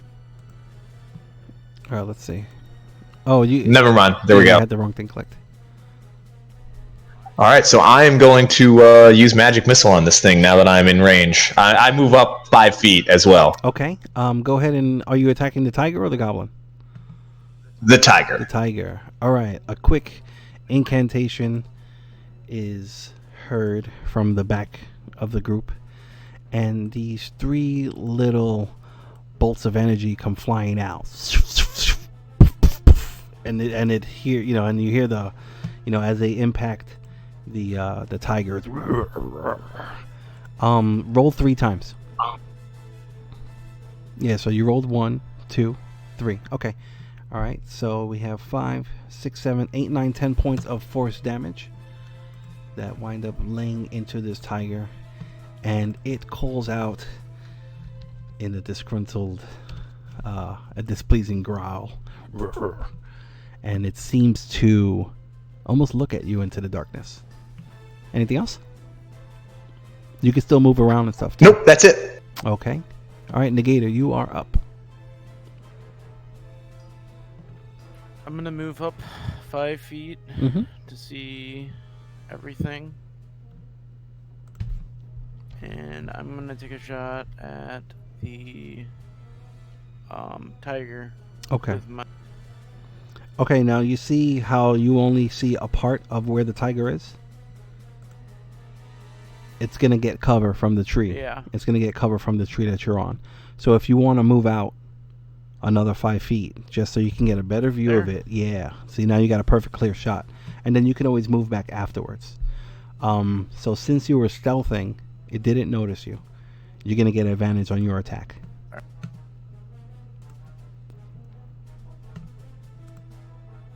So do I have advantage? Yes. Yeah, so on your character sheet in the top middle, make sure that advantage token is clicked, red, and then roll your attack, your longbow, shortbow, whatever it is. Okay, an 11. Alright, that's not enough to hit it. So pretty much you pop out, you quickly let the arrow off, and it just goes slightly, you're just shy of it, but it misses. Goes off into the darkness beyond.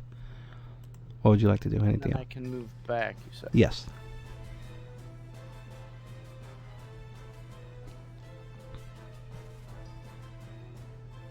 Yeah, you can pretty much split up your movement. So if you have 30 feet of movement total, you can move 5 or 10 feet, do your action, and then, use up the rest of your movement. So go ahead and move yourself if you're going to move back. All right, so you drop back behind the tree. All right, anything else?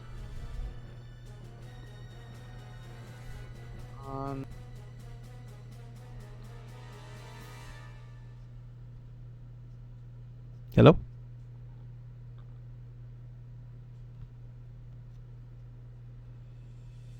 Matt? Hello? Did I lose you? I'm done. Yeah, I'm done. Okay, all right, cool. What we'll do is as we get more familiar, when people are done, I just want you to say end turn. Okay? Otherwise, I'll just ask you anything else, and then we'll move on to the next person. Okay, so Pebbles, what would you like to do? So far, you've seen an arrow come out from the left of you and take down a goblin. You've seen a couple of little magic missiles fly out and hit the tiger, and another arrow went whiffing by it. What would you like to do? Can they see me? You don't know. So I'll just cast Vicious Mockery anyway at the tiger. Okay. What are you saying? So I don't know. So I don't know if they can see me. If they can't, even better. So from the dark, yeah, it's 60 feet. Okay. The range. Okay. You have clear line of sight of it. So, do you want to say anything in particular? Of course. Hey, those stripes make you look fat, and orange is not the new black. That's awesome. Okay, pull up your Vicious Mockery.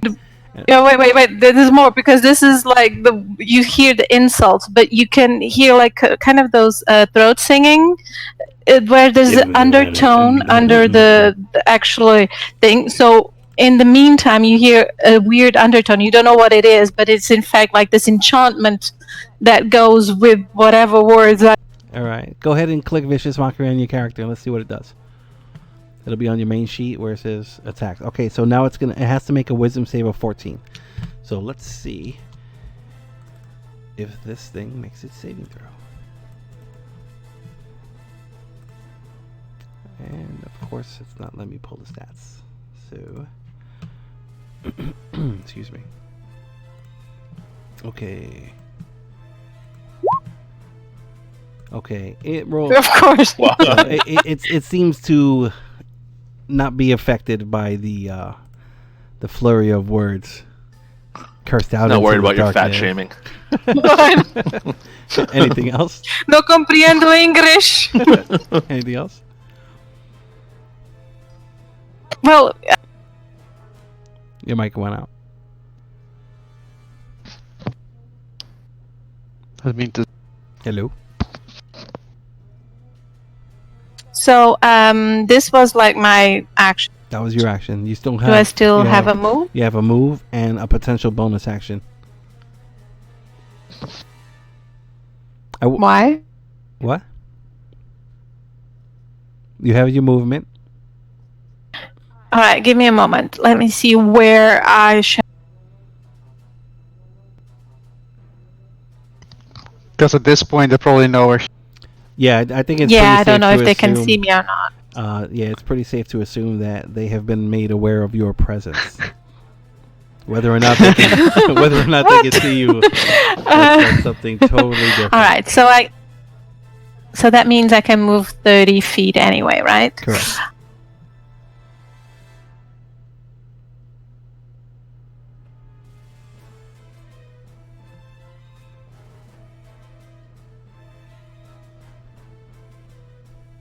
And everyone who's out there, just waiting for your turns and stuff, this will all get faster and faster. As we get more I comfortable. know, I'm sorry. No, don't apologize at all. I mean, we're all here to learn. That's the whole purpose of this campaign, And then whenever you're done, Yeah, I'll just move into the bushes. They know me anyway. At least I can be bait for the others too. Okay. Considering the range, I just one-shot one. I'm hoping All right. So that he'll one-shot something else before it attacks. yeah, so knowing that her position's been compromised, she doesn't even care about stealthing. So she just runs up to that bush and jumps in. All right, Varys, you're up. What would you like to do? Can I unlock an arrow to knock someone out instead of being No, non-lethal damage has to be done within melee. It can't Okay. be done with a ranged attack. So I cannot make like break the arrow's head or something and use it to knock something out. Okay. No, I mean, if you wanted to, you know what? I'll tell you what. If you want to make the attack at disadvantage, I'll allow it this time. I could do that. Instead, because I figure it's probably safe to maybe keep one of the goblins alive. I'm gonna fire at an arrow at the tiger Okay. Go ahead and make your. and then move up closer. Okay, so let's see. 1, 2. Let me see something real quick.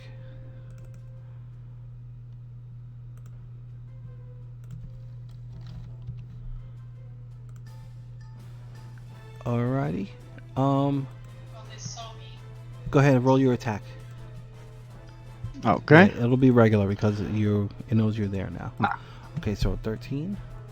A 13 is actually enough to hit.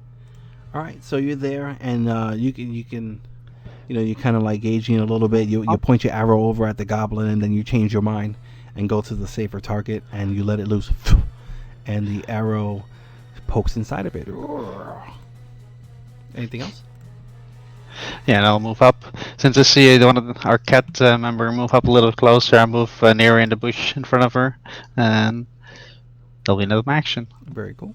All right, Loken, we're up to you. Yay, I have a human.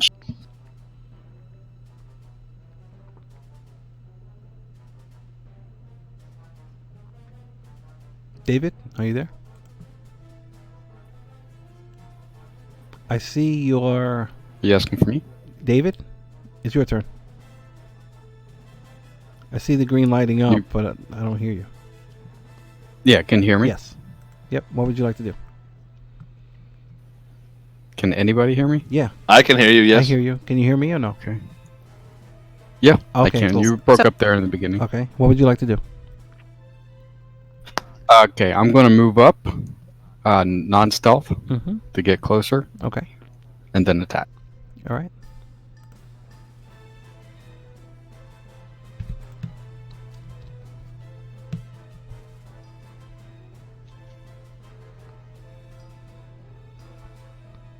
What are you attacking with? Your crossbow or a spell?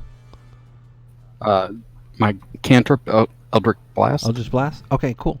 That has a range of 120 feet, so like you don't have to move from where you were if you don't want to.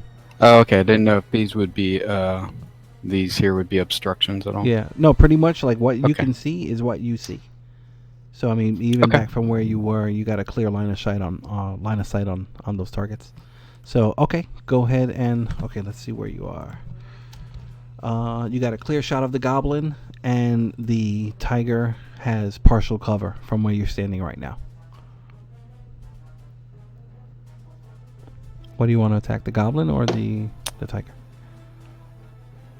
Okay. I'm going to.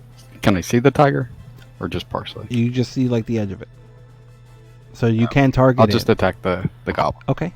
All right. Go ahead and roll your attack. And in order to do that, just go to your. Okay, perfect. All right. Quick little incantation, and this energy, this force energy starts building up in your hair, and you throw your hand forward like your Iron Man, and it's like, and this bolt of Eldritch Blast goes shooting forward.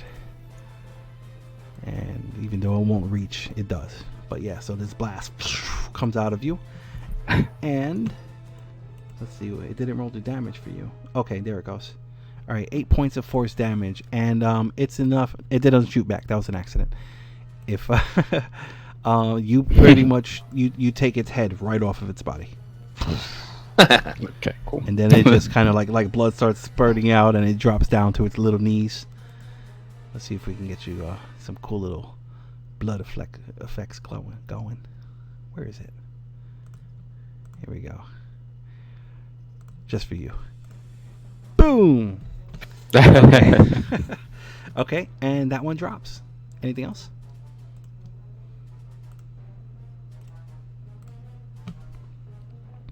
Okay. Anything? End turn, End I got- turn. Okay, since the goblin's gone, all right, it doesn't get to go. The tiger starts like looking around, and it's going to charge right over here into the bush. Oh.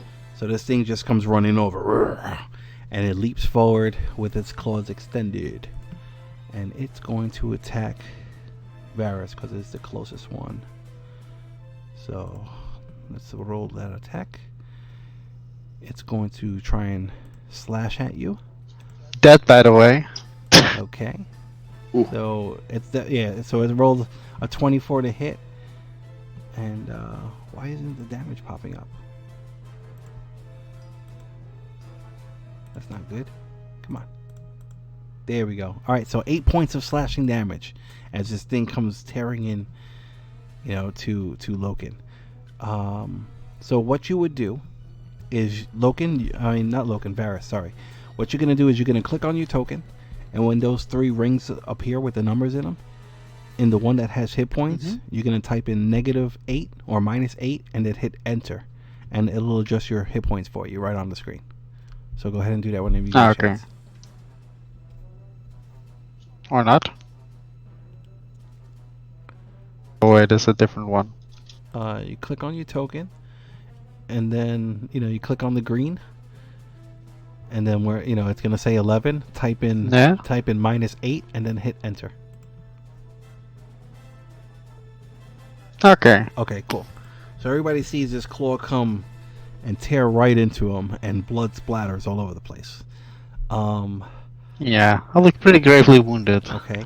Giant scar across my chest. Pretty much. So the force is enough to knock you back into the trunk of the tree, and then it's gonna come at the tabaxi, its distant cousin, with a bite.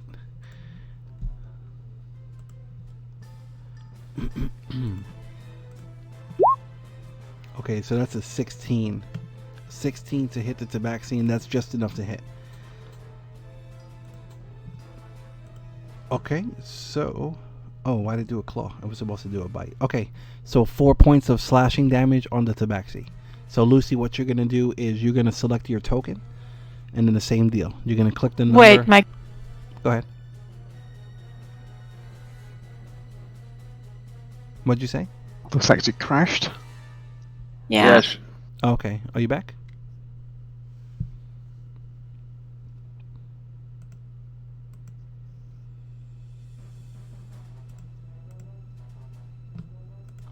All right. Okay, cool. So, all right, you already made the hit point adjustments. All right, awesome. Alrighty, Lefty, we're up to you. You see this huge, internally glowing tiger coming and tearing at the two people just to the left of you. So my question is, the squares to my left, they're partially in the bushes. They're partially in the grass and the brush. So if I come out of stealth, can I reach the tiger? Because I can You can. I know if it's. Yeah. Go ahead. Yeah, it'll be fine. So you can move. Okay. Are you gonna try and shoot it, or are you gonna try and get into melee with it? Melee. Well, if I get into melee with it, I can use my sneak attack as well, right? Because he's engaged with someone else, and I'm approaching from his flank. Well, you can do that with a ranged attack also. Correct.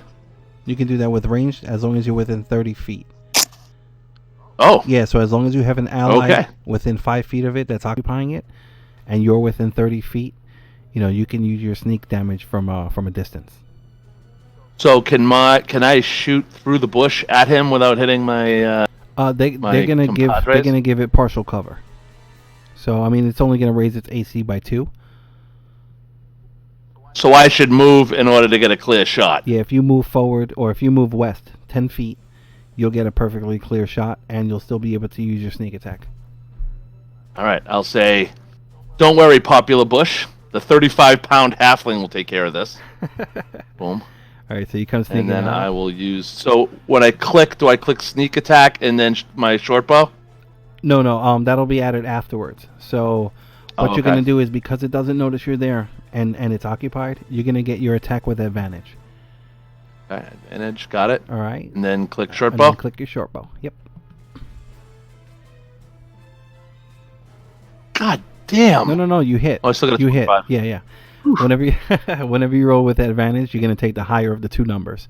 All right. So far you got 8 points of piercing damage done from your arrow. Now you want to add your sneak damage. So it's gonna be an extra Which D6. is- Okay. All right. If you don't have the macro set up for it, what you could do is go on the left hand side. Okay, you got it. Perfect. Oh, nice. All right. So a total of 14 points of damage on this thing. All right. Yeah. So you come sneaking out from behind the tabaxi and you let your arrow loose real quick. Get it right inside. Right in. You shoot it right in its belly, and you can see this thing's tail twitching, and it's kind of moving around a lot, and it's bleeding, but it's still fighting. All right. So now I've moved 10 feet. Can I retreat back? No, after firing? no, because you were doing it stealthily. Okay, gotcha. Yeah, so if you had used your regular movement, then you would still have your 15 feet left, and then you could do whatever you like. Gotcha. All right, Torlos, back to you. What would you like to do? All right, so this thing looks like it's taking a lot of damage. Yeah, this thing looks pretty beat up. The movements are a little shaky. It seems to be having a little bit of trouble keeping itself up. Like holding up its own weight. All right. I'm just gonna hit it with another magic missile. Another magic missile. All right, go ahead and roll them up.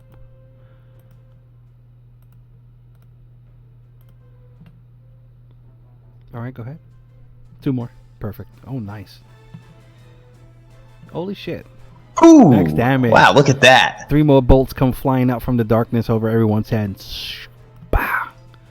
And they wind up just like... That is max damage, right? That is max damage. And this thing, Nice. you see it kind of stumble, and then it just crumbles to the ground. And you can see like the glowing, on this massive form start fading. And there's a little bit of smoke rising from its unmoving body. Anything else? And that's it. That's all I'm doing. That's all you got. Okay, now. Okay, so Torlos. Let's see. Alright, magic missile. Okay, now you see on your character sheet you have 2 slots total. Yeah, they're both gone. They're both gone. Okay, so you're good on that. Okay. Alright, cool. So pretty much, alright, just for all intent purposes, this combat scenario is over. So what I'll do is I'll say, all right, we're out of combat. I'll shut down the initiative. Okay.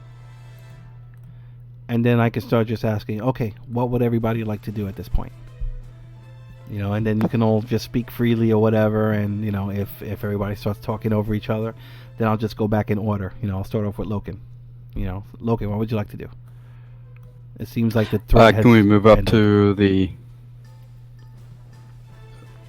Are you asking me what I would like to do? Yes. Yes. Can you hear me? I guess at this point we can go with the Zeppelin to go towards the goblins and see if there's anything of note. Like loot. Okay. So go ahead and move your character. For Go ahead and move your character to where you would like to go. Okay. Now you're gonna start searching that body.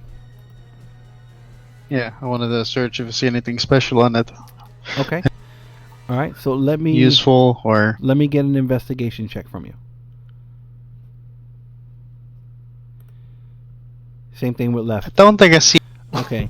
Yeah. You're like kind of like. Smoke gets in your. Yeah. You're kind of like you're like shifting, through this tiny goblin that's just like going there, and it's like you see like tattered clothing, and you see a pouch and stuff like that.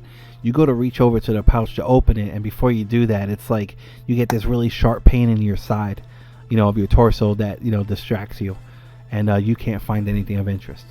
Lefty, let me get an investigation check from you. And is that Loken who moved next to him?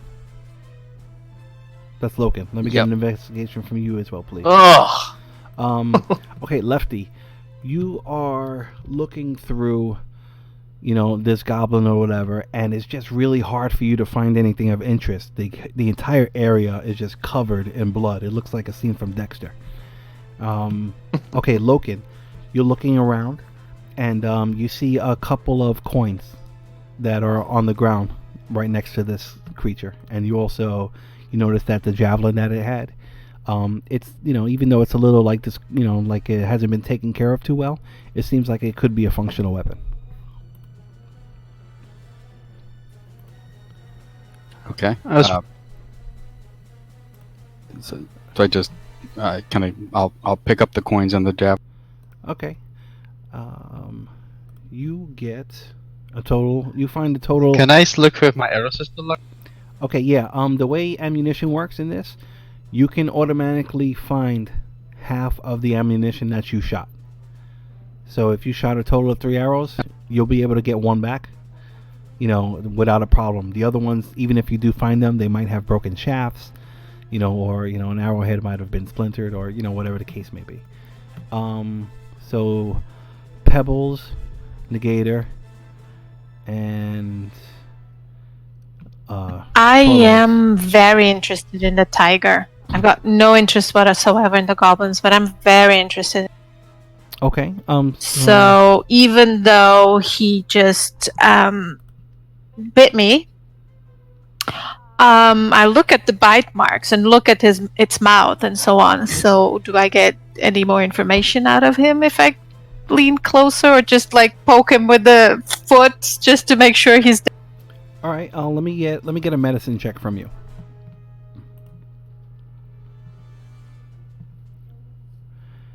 All right. As far as it seems like it's dead. But there still is a very strong warmth coming from within this body.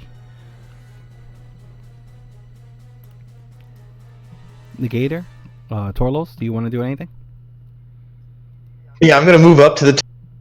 Okay. Did I hear you say its eyes were glowing? Yeah. Before they were glowing, and that glow has now subsided. Yeah, I want to see if I can figure out if this was like a magic tiger or. Let me get a nature or arcana check, whichever one you want. Yeah, I'm gonna use arcana for that. Okay. Okay. This I got an 11. this creature, it doesn't seem to be something that's from the area. Based on the brief interaction that you had with it, you feel like this could possess maybe some fiendish qualities, but you'd have to study it more in order for you to get more information, and you would have probably gotten a lot more information if you had tried to observe it before its passing. Gotcha. All right. Interesting. All right, Nick. Yeah. Real quick. I'll communicate that with everybody. Okay. All right. That there's definitely something up with this tiger, and it was not just a normal one. All right. Negator, do you want to do Something anything? magical, probably. Matt, are you there? I want to check this this goblin. All right. Go ahead and. All right. Perfect. Let me get an investigation check from you, please.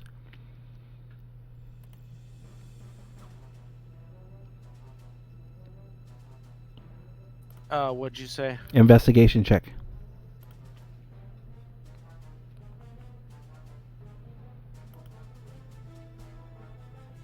Okay. You're sifting through its body, and like you're like, trying to like peel open, find where the pouch is, and it's covered in all this just like blood and and you peel open the pouch, with a wet sound, and inside you can see a couple of coins in there.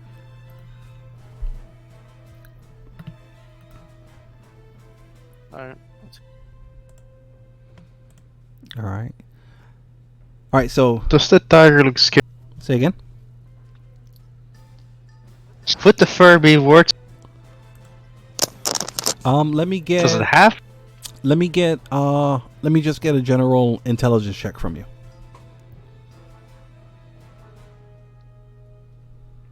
Okay, and then let me get a survival check. Okay. You feel like the body is intact enough to where this could definitely be skinned properly. There's not enough damage to it to where, a simple mending spell, if somebody has it, would be able to patch up the holes from the arrows. As far as value, it's going to be really difficult for you to determine the value because you can't necessarily think of a buyer for something like this. But it is a tiger skin. And it is fairly exotic, so it's pretty safe for you to assume that it should be of some value to somebody. You just have to find the right person. Would I be able to, think I could maybe make a leather fur?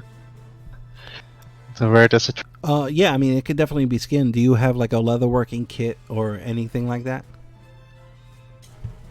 No. Okay, I mean you can certainly try. It might be a little bit more difficult to skin this properly without the right tools. And yeah, but then I would be using my sword, for example. I mean, you could definitely use your short sword. I mean, it's designed for piercing more than cutting. So I mean, like I said, it'll be a little bit more difficult to do, although it is possible. And then I guess I could first see if anybody in the group has any talent in or carrying around. All right, so yeah, go ahead and ask.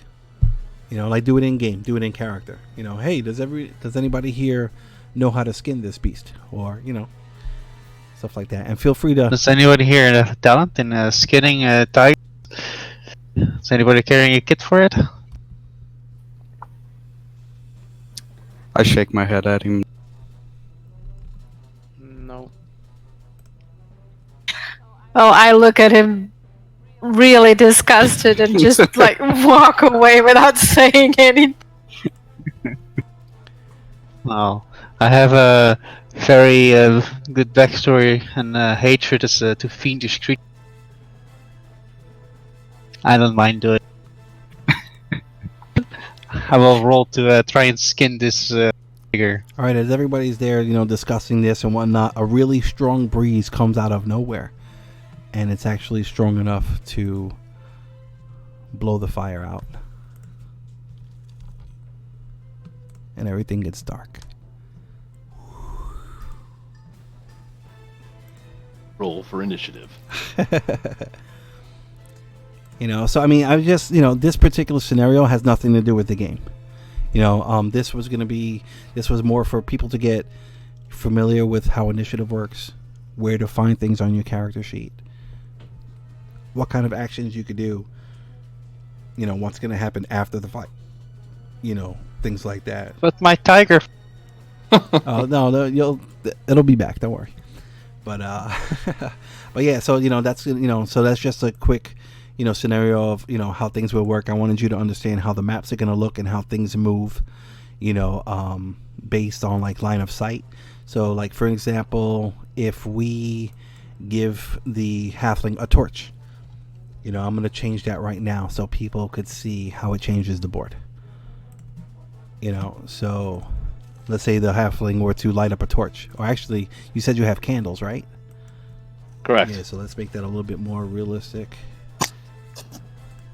That would be what a candle gives you. Ooh, that's helpful. Yeah. So and everybody would be able to see that. So Yeah. as you move around or whatever. So the inner ring where it's really bright, that's bright light. There's no penalties for anything done within that.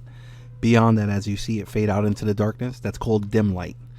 What you would do in there is you're gonna get disadvantage on your perception checks, and then beyond that, whatever you can't see, you're considered blind, and that creates all different kinds of penalties, stuff like that. I'm gonna take. Can I ask you something? Yes, of course. Go ahead.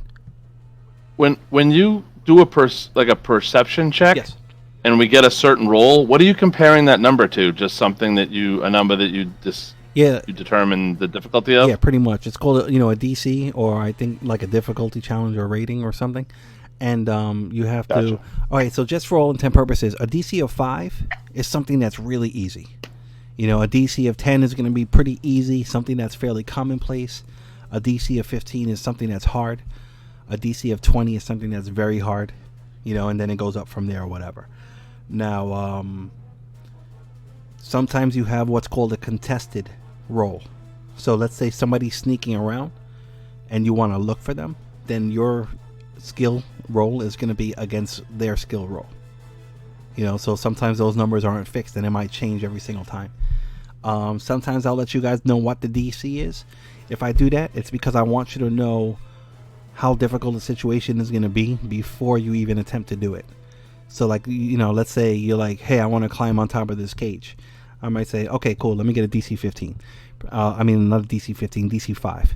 Pretty much what I'm letting you know right there is it's going to be something that's really easy to do. So you really don't have any, worries about trying to, get it done. You can still fail, but, that's going to be like really rare.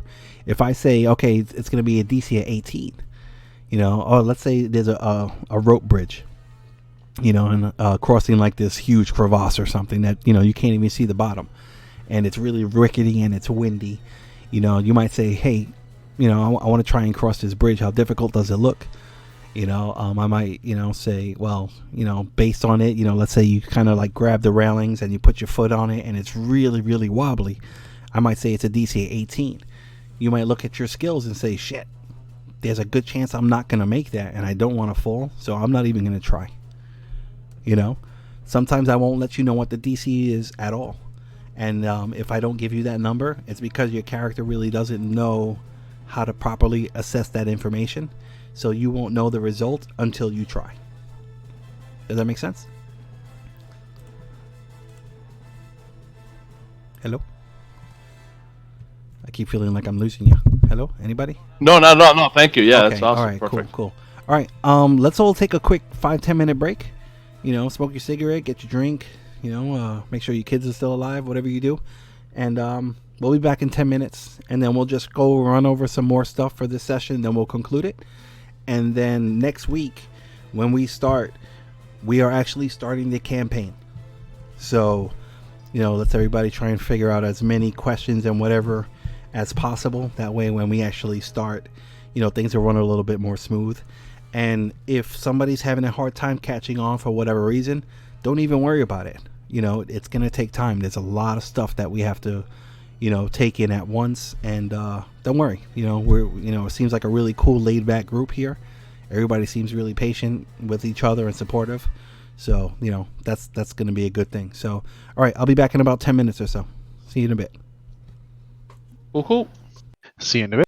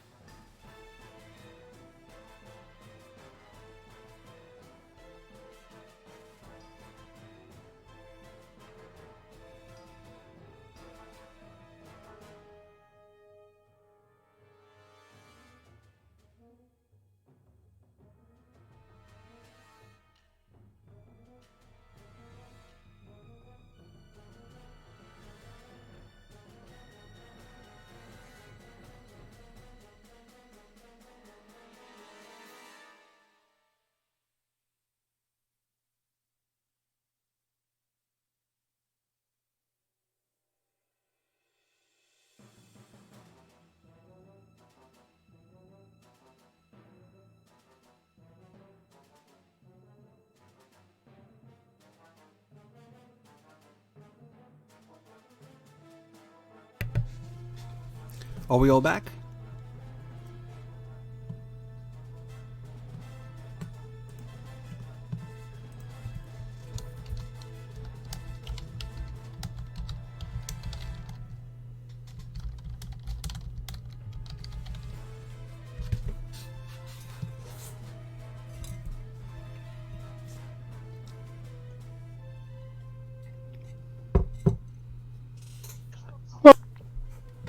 Hello.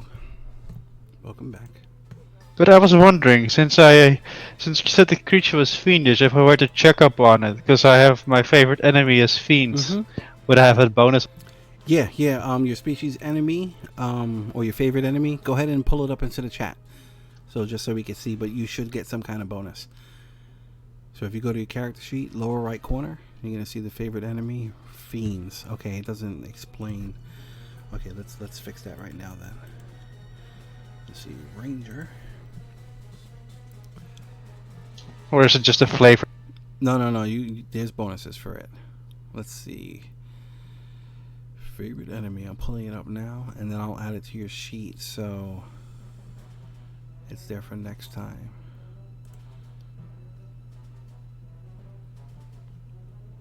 Okay.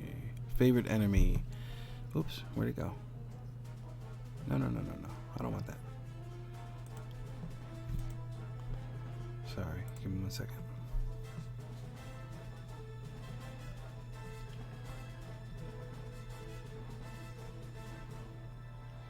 I have a question. Yeah, what's up?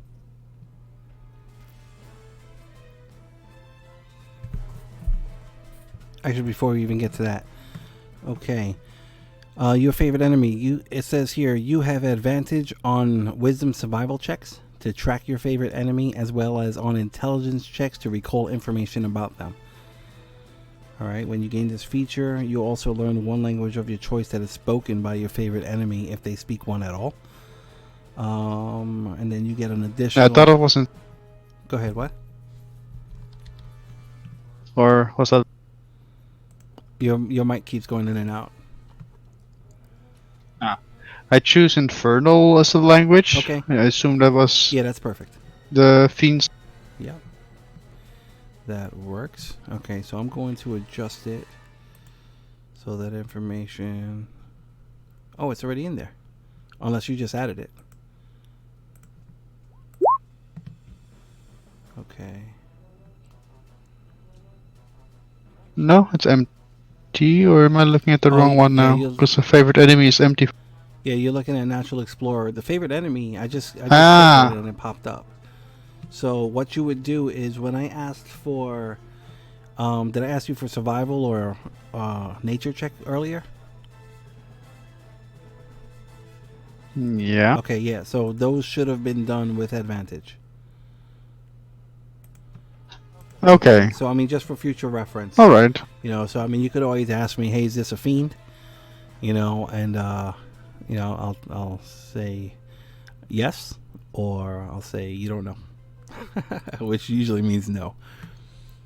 But all right. Lucy, what were you gonna ask? About my earth tremor. Mm-hmm.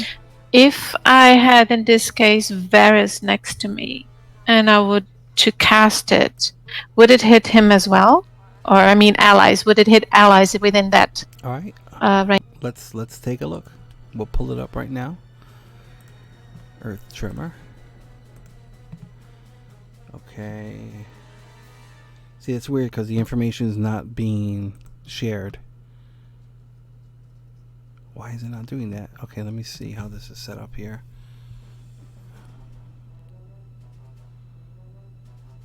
Yeah, by the sounds of it, it would hit everything but me. Okay, see, here it goes. Include spell description in attack. Let's turn that on.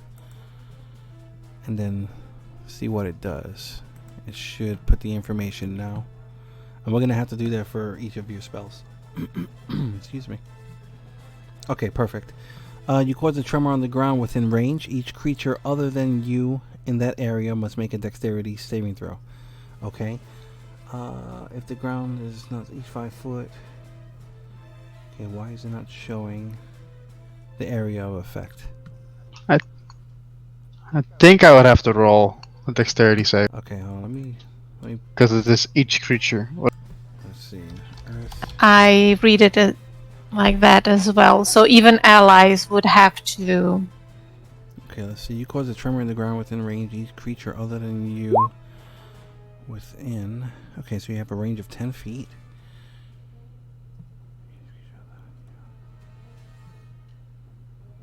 I'm fine.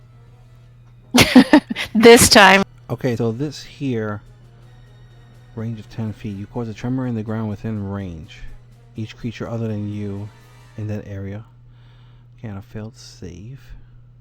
It becomes Yes, so difficult it's to kind roll. of like So this two seems, boxes around. Yeah, so this seems like it is centered on you, which is weird because the range is 10 feet instead of self.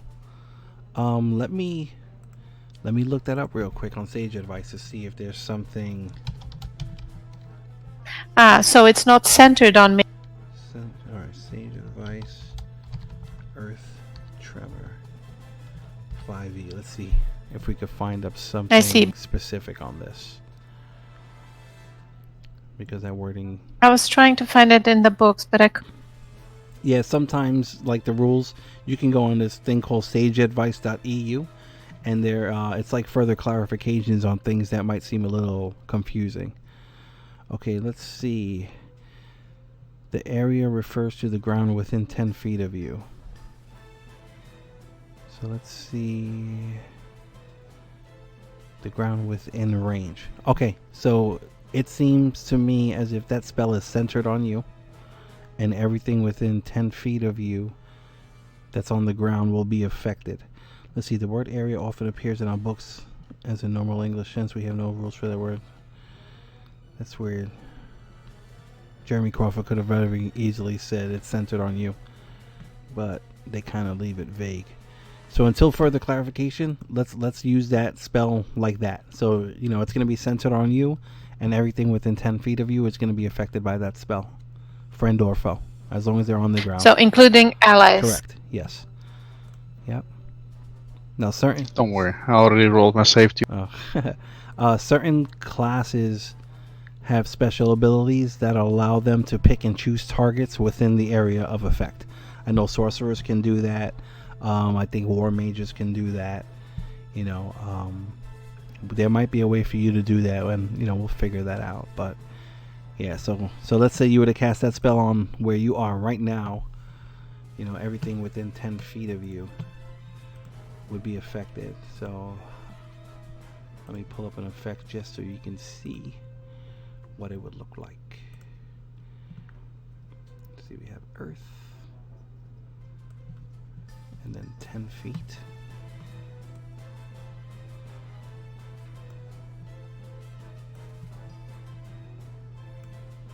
Okay, so can you see like those rocks and whatever popping up on the ground?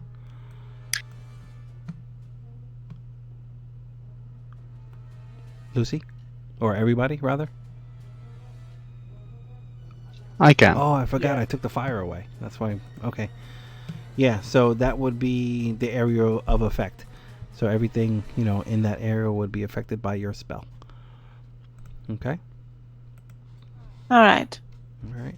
If you want to change any spells or anything before the game goes, like anybody, if anybody wants to make any changes whatsoever, you know, now's the time to do it. And then what we'll do is, you know, after like, let's say a month or two, if you want to recreate your characters because you've learned something new or whatever, we can do that. It's not gonna really hurt the game. So don't even worry about it. It's gonna be a very forgiving experience for everyone. You know, as we all get accustomed to the best game in the planet. Well, I chose the spells more not in line of what would be help because I had no idea, but how would Pebble's life story would have been and what you could have learned. That's cool. Nothing wrong with way. So yeah, I might not use this Earth Tremor so often in a party, but as a wandering bard, she used it quite a lot to get away from it. Because this also has a chance of making them prone. Yeah, it's a great spell. You know, I mean, if you're being surrounded by a bunch of zombies, you cast that spell. Maybe you can knock a bunch of them on the floor and try and make an escape, or Yeah. it's really cool. Yeah. So yeah, well, we'll Okay. So before the next campaign, does that mean I just restore my arrows and my health? Yeah, we're gonna Or- start from fresh. Everybody has all their arrows back. Everybody's gonna have maximum hit points. Everybody's spells are gonna come back. This was just a sim. Okay. David has a hard stop at 4:00. Scott has to be out of here usually by 3:30. Is there any chance that we can start the game a little bit earlier so they can like maybe get a little more time, or like what's everybody's? If you can't do it, then it's fine. Because this is the slot that we set up originally. But if you can, let me know, and we'll just make the adjustment. I can always go earlier, so it doesn't really. Okay. It's a Saturday for me. It starts 7 p.m., so 6 p.m., 5 p.m. is all fine Right. in my eyes. Okay. Not sure about the Buxy behind. All right. What about Frank or Matt? It's fine with me. Yeah, should be fine. Okay. All right. So I'll tell you what. Next week, instead of 1 p.m. or whatever, it'll be let's do 12:30. Let's see how that works out. Just so we can the other players can get a little bit more game time in there, and we'll play it from there. So okay, cool. Sounds. So I'm gonna make a note of that before I forget. That's fine by me. Okay. So we go one slot hour early. Or 2 hours. Not a whole hour. We're just let's do half an hour for now. Because okay, because I fine. gotta make arrangements for my schedule too, and then assuming I can accommodate a full hour earlier, then I'll see if we can do that. I'm sure them two would appreciate it. So we'll see. Because I'd like to try and get at least 3 hours of gaming in. 3.5 is kind of ideal, and we take like a nice 15-minute break in the middle. Because 4 hours sometimes gets a little too tedious, and excuse me. I don't want people to start getting tired and drifting off. So I'm gonna set this up for 12:30. Haven't drifted off yet, so Oh, that's good. that good fun. Good. Almost died. Well, almost got knocked prone, and then had to do dead saves. Well, I mean, it's alright. It's part of the game. It's bound to happen eventually. And I know. But it's a goal not to, like a sort of like a Dark Souls game or something. Yeah, pretty much. Okay, so the Negator, we have him. He's ready to rock. Alright, cool. Everybody's characters are done, which is good. Any other rules questions and stuff about like what kind of actions you can perform per round, or what does, anything?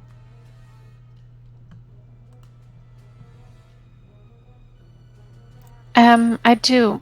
I remember you saying that for some of the spells I could use my musical instrument. Could you just remind me which, so I can write it down here and Oh yeah. not ask again? Yeah, no worries. Your musical instrument counts as a folky, which will replace any material component in a spell that doesn't have a specified value. So, for example, on the Bane spell, the material component, which is represented by M, it says a drop of blood. So you don't need a physical drop of blood as long as you have your, a musical instrument with you. All right. And like pulling out my musical instrument would be the same action that doesn't count as an action, Right. as pulling out my weapon. Well, Right. remember, you get one free object interaction per round. So if you Alright. wanted to pull out your instrument and you haven't interacted with any other objects in your turn, then you can pull that out for free. So if you have let's just say you have a lute, and you have it strapped to your back, and you have your short sword or whatever in your hand, or rapier, or whatever weapon you're using, you can easily drop your short sword to the ground and then swing your lute over your back and start strumming. And that would all be I see it. that would all be part of the same action. So unless I want to put it away. Right, like if you want I see, to alright. put it away, that might require an action if you've already done something. So like dropping your short sword is free. But if you wanted to put your short sword in a sheath and then pull out your instrument, that creates an issue. Because you So that would go ahead.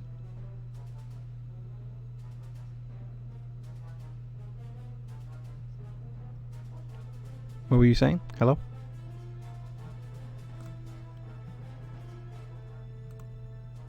hello. Yeah. Can you hear me? Hello, hello? Can you hear? Can you hear me? Yeah, I can now. What were you saying? I don't know anymore. But so besides Bane, what was could I use for the other ones? Let me pull open your character. The long stride and the comprehend language. Let's take a look to see if those have material components. Matt. They do. It's like a piece of dirt, and the other one is a piece of fleece. Okay. Yeah, so any spell that you have that has an M in it, so like minor illusion, that requires... Where's the component for that? A bit of fleece. Okay, so a little bit of wool or whatever. You don't have to worry about that if you have your instrument. Okay?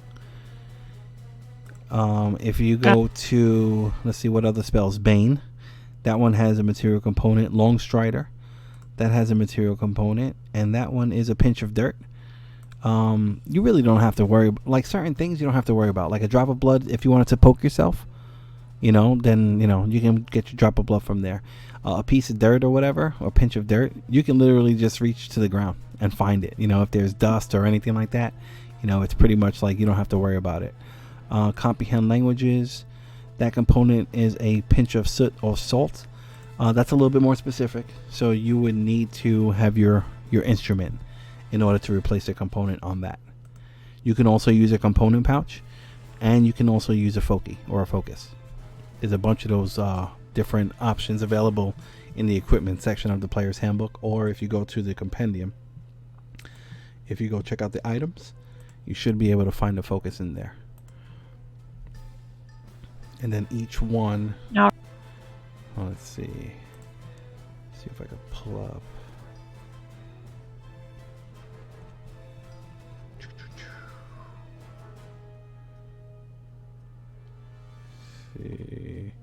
See, it doesn't have it listed as an option specifically.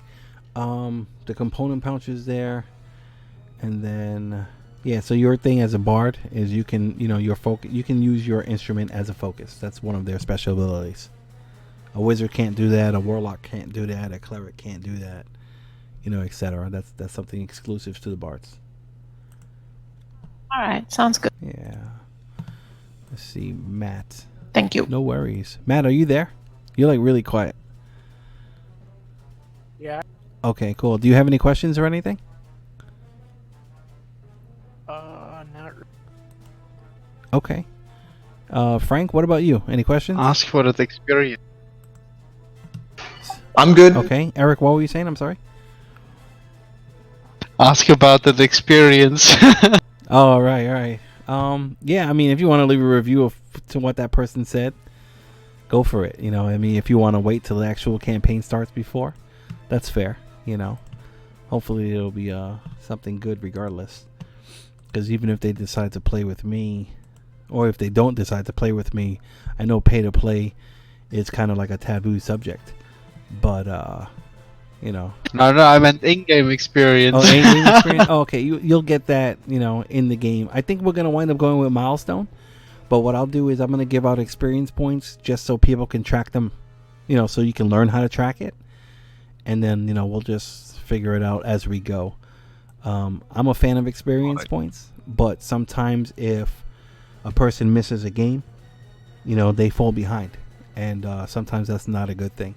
I don't think people should be punished because, something in life comes up, whether it's an emergency or... I agree. Well, if someone misses a session or something, like what they should still be able to join in. That's yeah, or like what if somebody's just really sick? I mean, it happens. For example. All right, so with that being said, I mean, if there's no further questions, we're going to end session 0.5, and we'll be ready to... Sorry, just few minutes. Yeah, what's up? I'm still having trouble in matching the names, the characters, and the classes. Can you just make like a quick summary so then I know Okay. Yeah. What I'll do who I'm is talking to? I'll create something for Discord, and I'll type in everybody's real name, character name, and class. That way, everybody Yes. can get a better understanding of who everybody is. And then what we'll do is see, like Varus, Nightbreeze, Eric. That's perfect. Pebbles, if you can, change your name to say Pebbles and then put Lucy in parentheses, that would help also. Negator, same thing. Switch out your nickname on Roll20 and Discord to have Negator and then put Matt in parentheses. That would probably be the easiest thing. But I will create just a master list of everyone. For the new players, Matt and Frank, this is a pay-to-play campaign. I have the payment info on Discord, and it's either going to be $30 for the month or $9 per week. And I'm not getting rich off of this. I'm not. Pretty much what I'm doing is using that money to help pay for the subscription. It'll pay for the new books that we wind up adding, all the different maps, special effects, monster tokens, all of that stuff. I've already put the money out for it, and whatever. But if I can, this pretty much just helps, keep the game growing. So, so that's the thing, and that's it. Any other questions? No. Nope. All right. I'd rather have people say no than stay silent, because I won't know if you can hear me or not. No, I don't. Okay. I'm also going to put a link to my page on Facebook. So if you guys want to see any of the videos that I've done, or I'm going to have like how-to videos coming soon and, whatever, feel free to hop on that, and that's it. So, I guess with this, we'll end session 0.05. Thanks everybody for showing up. If you have any questions or anything throughout the week, please, send me a message or write on Discord. I'm pretty much on it every day, and yeah, I guess we'll take it from that. All right. All right. Thank you for. Yeah, my pleasure. My pleasure. Fun. It was a good fun session. Cool. Yeah, I hope everybody had fun. Shitting on goblins. Yeah, wait till we get into the actual game and the pressure really hits you, and it's like, oh shit, Then I'll just let Devils run in front and I'll stay in the back this. Yeah, don't worry, we're gonna see everybody's true colors really soon. Like when the combat's real, and that first person actually really drops, like everything gets really real fast. So so with that being said, everyone have a great week. Like I said again, remember, if you have any questions, please feel free to send me a message, and I will see you all next Saturday at 12:30. Okay. All right. All right. Cool. See you next week. All right. Have a great weekend. Have a good one, everyone. See you. Bye.